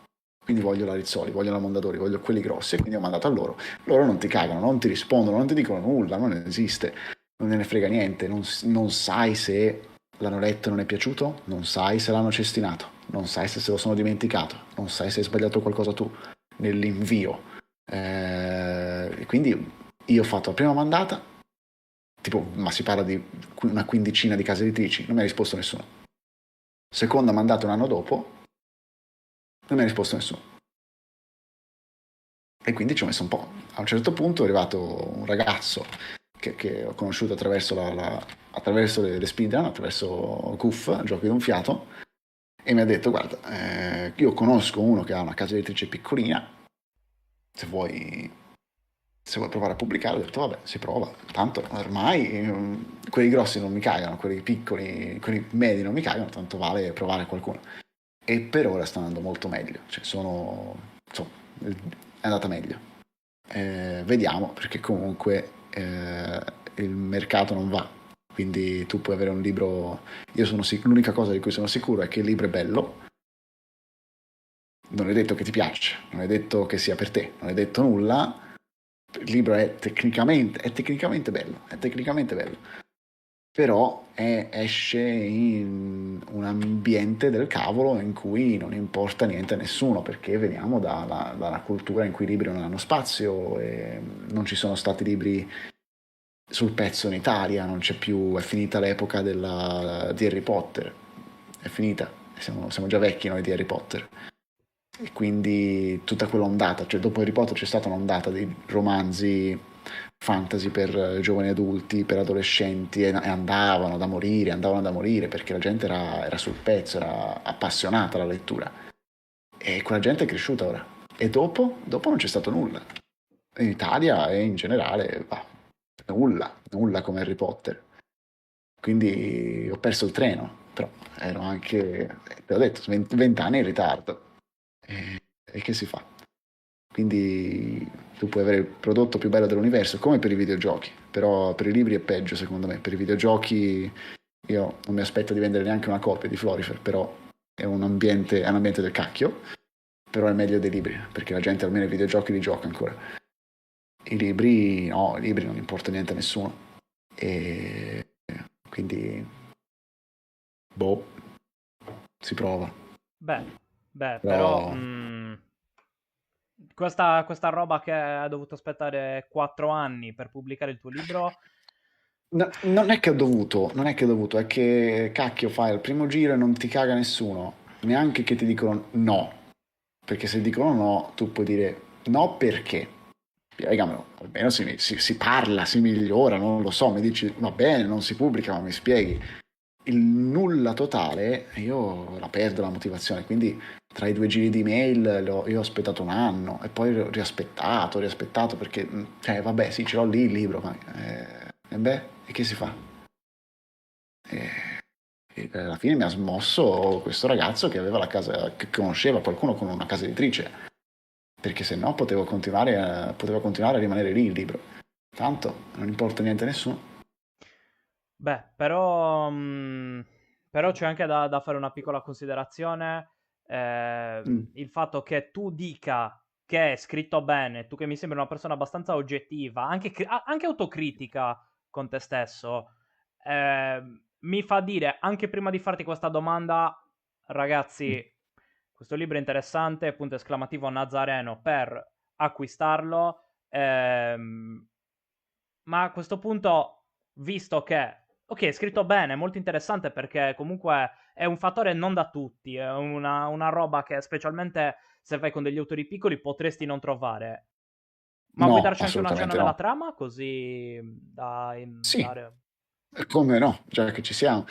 Allora, è un libro low fantasy, quindi ogni volta si chiede ma cosa cappero è low fantasy. È come Harry Potter, quindi c'è fantasy alto e fantasy basso. È Harry Potter. Eh, Harry Potter è fantasy basso, Signore degli Anelli fantasy alto.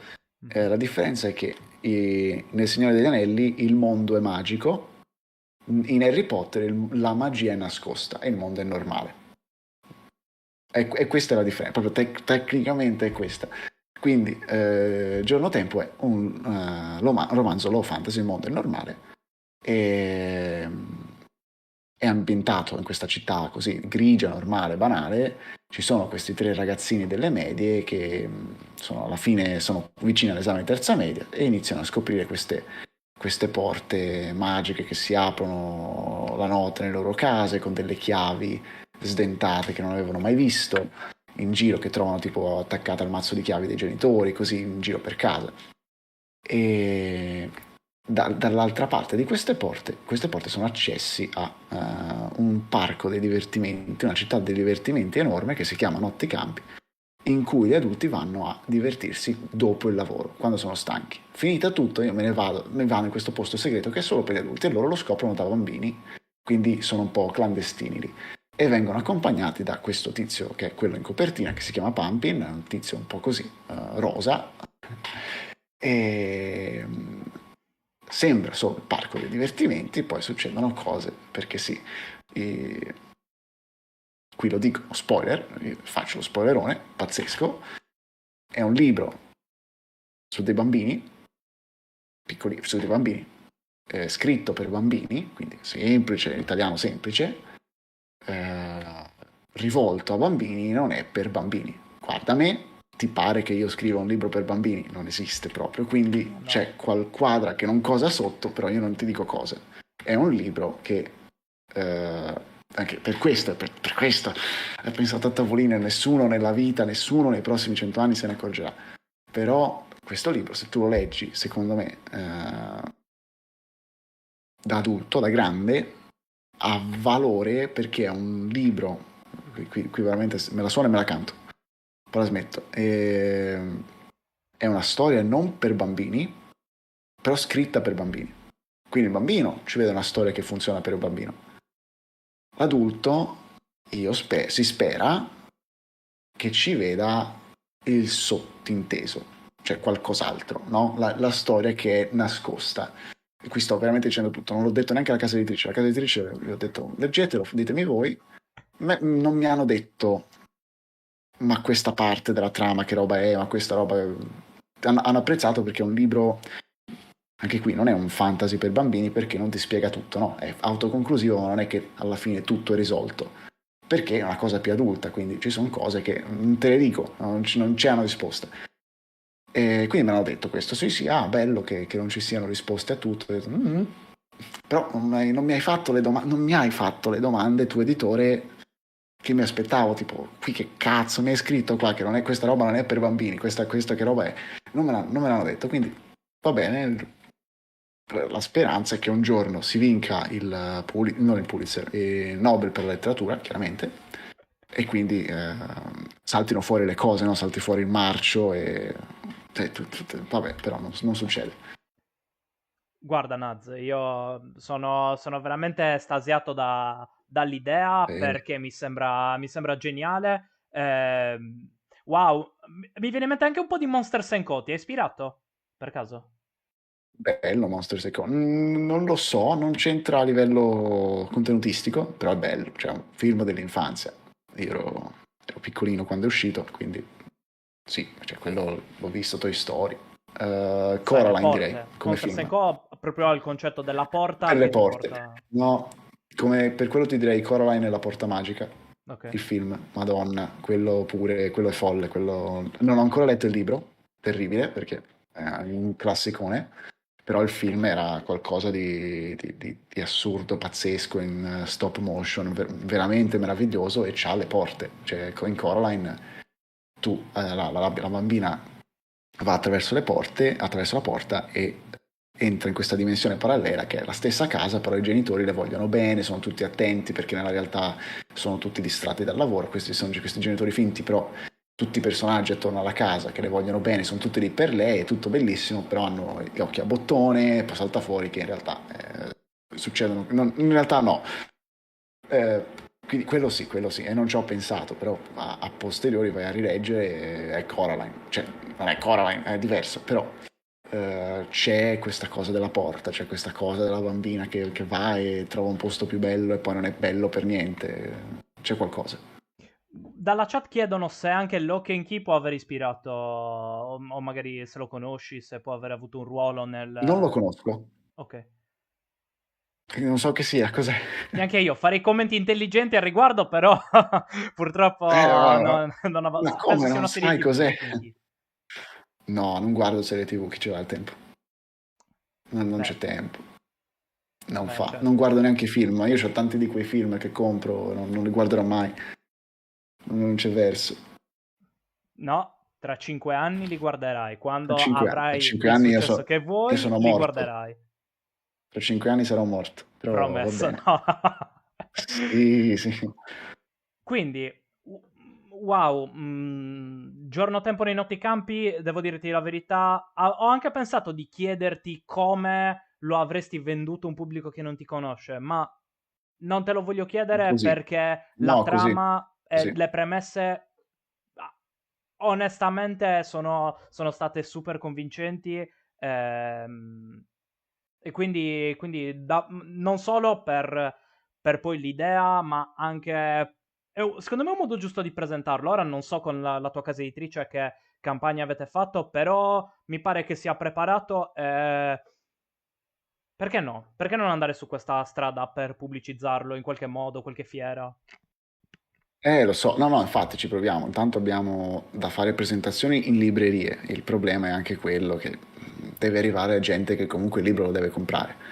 E per ora si inquadrano le librerie, sono stati loro a una fiera in cui hanno venduto qualche copia, quindi già lì gliel'ho detto perché gli dissi hanno venduto tipo 5 copie a gente che non sapeva nulla del libro, quindi già questo figata pazzesca, non amici miei, conoscenti, prime 5 copie vendute veramente a gente che ha visto il libro senza sapere nulla e me lo dissero e dissi loro guarda avete fatto già con queste copie 5 copie in più dell'altra casa editrice perché quella neanche quella era riuscita a vendere quindi ci siamo e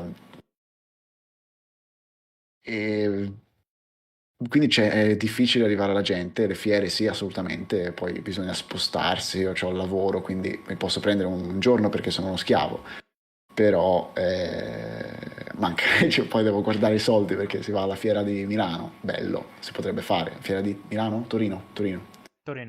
che c'è adesso, quindi sono in ritardo, c'è da aspettare l'anno prossimo, bellissimo, bene così. Eh, si può fare, Lucca sarebbe interessante, costerebbe uno sfracello di soldi.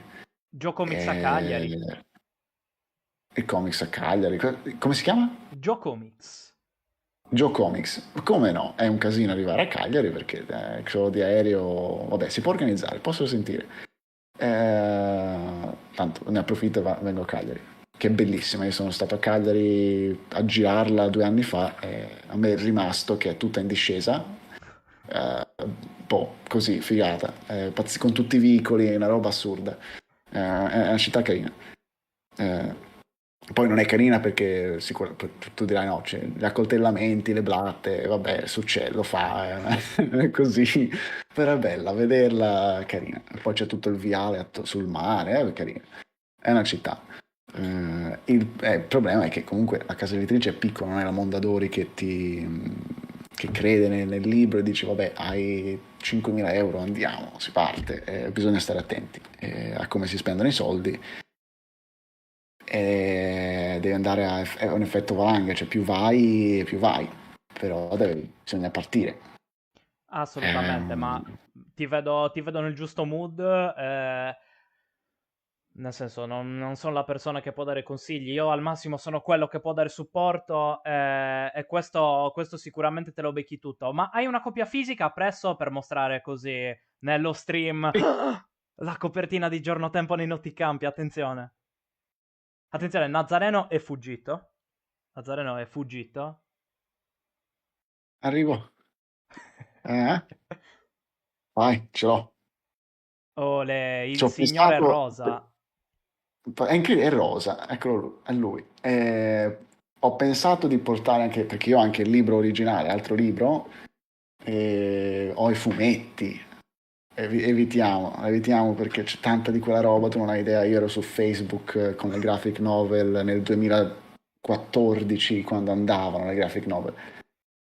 Eh, Ne ho fatte di cagate, L'hai fatta però tu la copertina? soltanto il personaggio. Il fondo me l'hanno fatto i grafici della casa editrice, mi hanno fatto vedere questo effetto, no, tipo circo, quindi molto in linea, e ho detto bello, però ci vuole il personaggio perché sennò non fa. Quindi bello, cioè mi è piaciuto quello che hanno proposto. Ti dico, per l'altro libro, no, no, Madonna, per l'altro libro la loro idea era un'immagine stock di un faro, con i sassi, no? Il faro. E il libro è ambientato nel primo secolo d.C.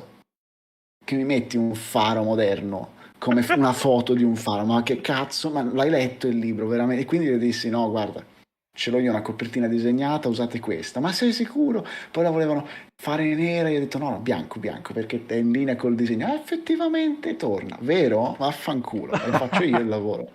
Non lo so. Quindi veramente così, però qui già meglio anche questo, no? Che almeno se tu mi presenti una grafica da circo vuol dire che almeno il libro l'hai letto, che hai capito un minimo, o che ti hanno imbeccato e ti hanno detto guarda è un libro con un circo, ficcaci un circo dentro, vai, sì, ci siamo sul pezzo. Boh, io non lo so dove si va qua, per me non si va da nessuna parte. Si fa roba e non si va da nessuna parte, però se non la faccio scoppio. Come si fa? Ma hai già iniziato a scrivere il prossimo? No, ma neanche morto. Ci sta, dai, Eh, dai, dai, dai. Approccio cauto, no, no, no, no, no. comprensibile, ti capiamo, Naz, vai tranquillo. Eh, In vai, conclusione, ovviamente, grande salute ai nostri amici dell'Italian Speedrun Community, che fortissimo. sicuramente sono in chat. Dai, sei... cioè, ogni volta che c'è un evento live, sbuca sempre fuori una tua foto balordissima, cosplay pazzeschi. Non sono informato su questa cosa, però vabbè. Questa, vedi, questa è anche una roba che è proprio di nicchia per pochi. Ve la capite Sì. molto bene voi ragazzi che siete stati in live. Ma quindi, visto, prima di tutto, se senti magari un po' di responsabilità dell'essere magari uno dei più famosi dell'Italian Speedrun Community, ti senti un po' rappresentante? No, no, no. Pieno di gente parecchio più brava che deve intervistare, quindi cioè, io sono qui, poi il prossimo sarà meglio e il prossimo e quello dopo sarà meglio. Ce n'è di gente da intervistare. Sono uno a caso io. Basta. Però sicuramente sei un buon tempone, cioè sei un... come lo posso dire? Non l'anima della festa, ma quello che fa scattare le risate, magari. Dai, di la verità. Vabbè, ma non solo io, insomma, le robe che facciamo, che abbiamo fatto. Goof, tanto per gentilissima concessione dell'Italian Speedrun Community, che avrebbe potuto dirci in qualunque momento bravi, basta, se no vi tronchiamo il collo. Quindi grazie a loro perché ce l'hanno lasciato fare. No, non è vero, perché insomma, se lo facciamo è perché c'è un lavoro di pulizia, di censura, perché non è che puoi buttare dentro tutto in cacciare. Però è un lavoro di gruppo, cioè c'è un sacco di gente che ci lavora dietro, io sono uno. Poi è capitato che avessi io che fossero run mie, ma sono state anche run di altri, di Vectas, di Londa, quindi sono uno a caso io. No, un a caso no, questo te lo devo Sì. smentire. Ovviamente tante grandi personalità nell'Italian Speedrun Community le facciamo un saluto se mai vedranno questo video fino in fondo, perché io il video poi lo carico su YouTube, ma solo gli stomaci Mhm. davvero forti arriveranno fino in fondo con accento sardo che parla in inglese per, per 2 ore. Dai, direi ce la chiudiamo così. L'aneddoto più divertente agli eventi in live dell'Italian Speedrun Community, ripeto, mitici. Ti devo dare un aneddoto io? Un aneddoto divertente, sì. Io che ci vediamo domani a Cagliari. Siamo al Poetto a berci uno spritz. No, tu non bevi spritz. A berci un No, bitter. buono, buono Buono il Peter. bitter. E parliamo e mi racconti l'aneddoto più divertente degli eventi in live. Se ce l'hai e se è Ce l'ho, comprensibile. Se no, ce uno l'ho. che pensi che faccia ridere, dai. Sì, ce l'ho, ce l'ho, ce l'ho. Allora, nell'ultima pagliacciata che abbiamo fatto, quella di Dino Crisis, il monologo iniziale con cui parte la prima cutscene assurda, incomprensibile, soggiorno sotto coperta, nella cabina di prodi di un yacht aziendale, no, faceva così a naso. Parte con soggiorno, no? Ed è quello è un monologo scritto veramente da Dio, una roba assurda. Non l'ho scritto io a quel modo, io ho fatto una bozza, l'ha scritto Vectas a quel modo ed è magistrale, cioè quello è proprio. Io non lo so, quella scrittura è incredibile. Parte con soggiorno, l'onda anomala ha interpretato perché è quello che ha letto il testo e c'ha questi toni, no, molto particolari. Riprendiamo American Psycho, quindi è tutto pieno di sé, pomposo, lui si racconta se stesso e parte con soggiorno. Io e Londa per Goof eravamo insieme di stanza, eravamo in un B&B e questo B&B è un B&B, quindi tutte le stanze sono camere da letto, c'è un letto in ogni stanza. E noi eravamo nella nostra stanza e a un certo punto Londa mi fa, questo prima che uscisse questa cosa di Dino Crisis, quindi nessuno sapeva niente, e fa, oh ma noi dormiamo in soggiorno, perché noi eravamo nel soggiorno a dormire, soggiorno. E quindi noi siamo stati a ridere come dei coglioni, siamo scemi perché era soggiorno e noi sapevamo che era soggiorno, quindi a tutti dicevamo, ma siamo nel soggiorno, soggiorno, soggiorno. E quindi fino alla fine noi a dire soggiorno e nessuno capiva, perché cioè, l'onda è andata da un'altra e ha detto, guarda che noi dormiamo nel soggiorno. E quindi, no, non è nel soggiorno. E noi eravamo gli unici a capire, una cosa veramente stupenda, veramente stupenda. Oh, cioè, pazzesca, però bella, bella, bella, bella, perché sono i giorni più belli dell'anno e poi passa, Goof, però sono i giorni più belli dell'anno, partecipare agli eventi è veramente bello, soltanto esserci, veramente fantastico. Wow, wow, Nazza, anche il meme finale che ci stava, almeno posso capire qualcosa che scrivete poi nel Discord dell'Italian Speedrun Community. Eh, che dire, wow, ti ho rubato 2 ore di tempo. No, non è vero, è stato bello, altro che. Wow, è stato fantastico per me, Naz, averti qui, episodio pilota con te, per me è davvero un onore. Wow, ma streami stasera? Tocca, e tocca dormire poi, quindi stream e dormo, D'accordo, un po' Naz. un po'. Allora, che dire, se non lo Eh, seguite, seguitelo. Se non conoscete i suoi giochi, punto esclamativo Nazzareno. Se non avete letto il suo libro, c'è giorno tempo nei noti campi disponibile. Io ho finito gli prendetelo, sì, aggettivi.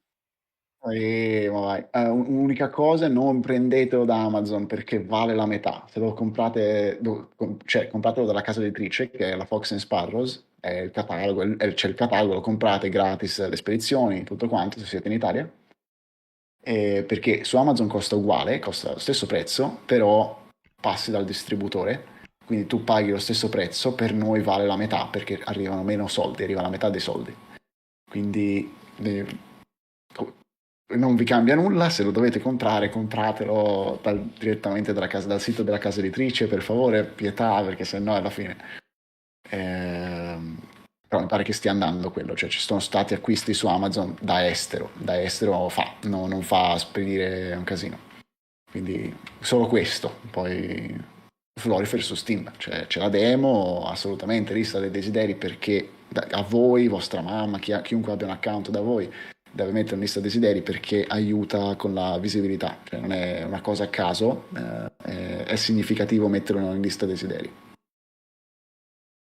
Ladies and gentlemen, Basta. Nazzareno. Thank you, Naz. Grazie mille. È stato Eh, un piacere incredibile. È stata una ma bellissima no, chiacchierata. And now, thank you, Naz.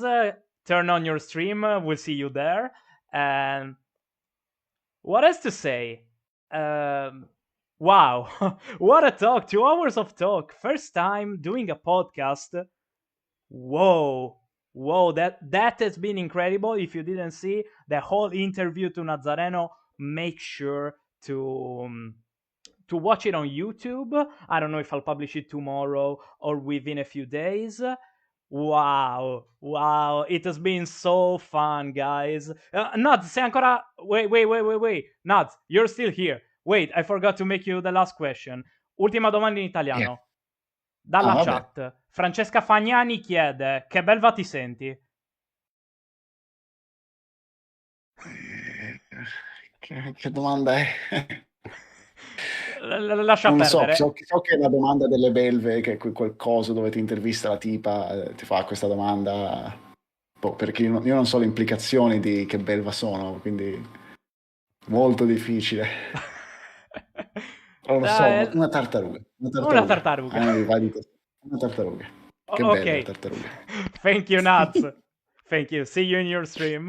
Thank you. Okay. I had to make this question. I'm sorry. I promised to myself I would have done this. Um, wow. I mean, you know what? I had fun. I had fun. Um, I think I want to do this again. I hope you enjoyed this as well. Thank you guys for the claps. Thank you, Zeus, for the sub. Gifted sub to Foxy. Thank you very much. I don't know. Guys, for today, I think it's enough. I'll end the stream here. Thank you for everybody that followed when I was offline. Hope you enjoyed that. Hope you'll recover. Thank you, Jacobo. Hope you recover the whole interview, like in the VOD on Twitch or on YouTube when I'll publish it. Thank you very much. I can't wait to hear your feedbacks. You can find it. I mean, you can comment the YouTube video when it will come out. Also, you can DM me on Discord. We have a Discord channel. Feel free to give me your feedbacks. Like, I'm fully open, so please make sure to comment. I read every single one, and I take suggestion for improving because I definitely, guys, want to like do this again. I had so much fun. The pilot was incredible with Nazzareno. I have to say a huge thank you to thank you guys that you have been in chat. Wow, in incredible numbers for my standards. It has been a real pleasure, and I'm very grateful you were here. And so, the YouTube video will finish this way. Thanks to Nazzareno, we all got a boost. This is why this podcast is called Boost Yourself. This time with Nazzareno. Thank you guys. I'll put some music for fading and see you on the next stream or episode of Boost Yourself.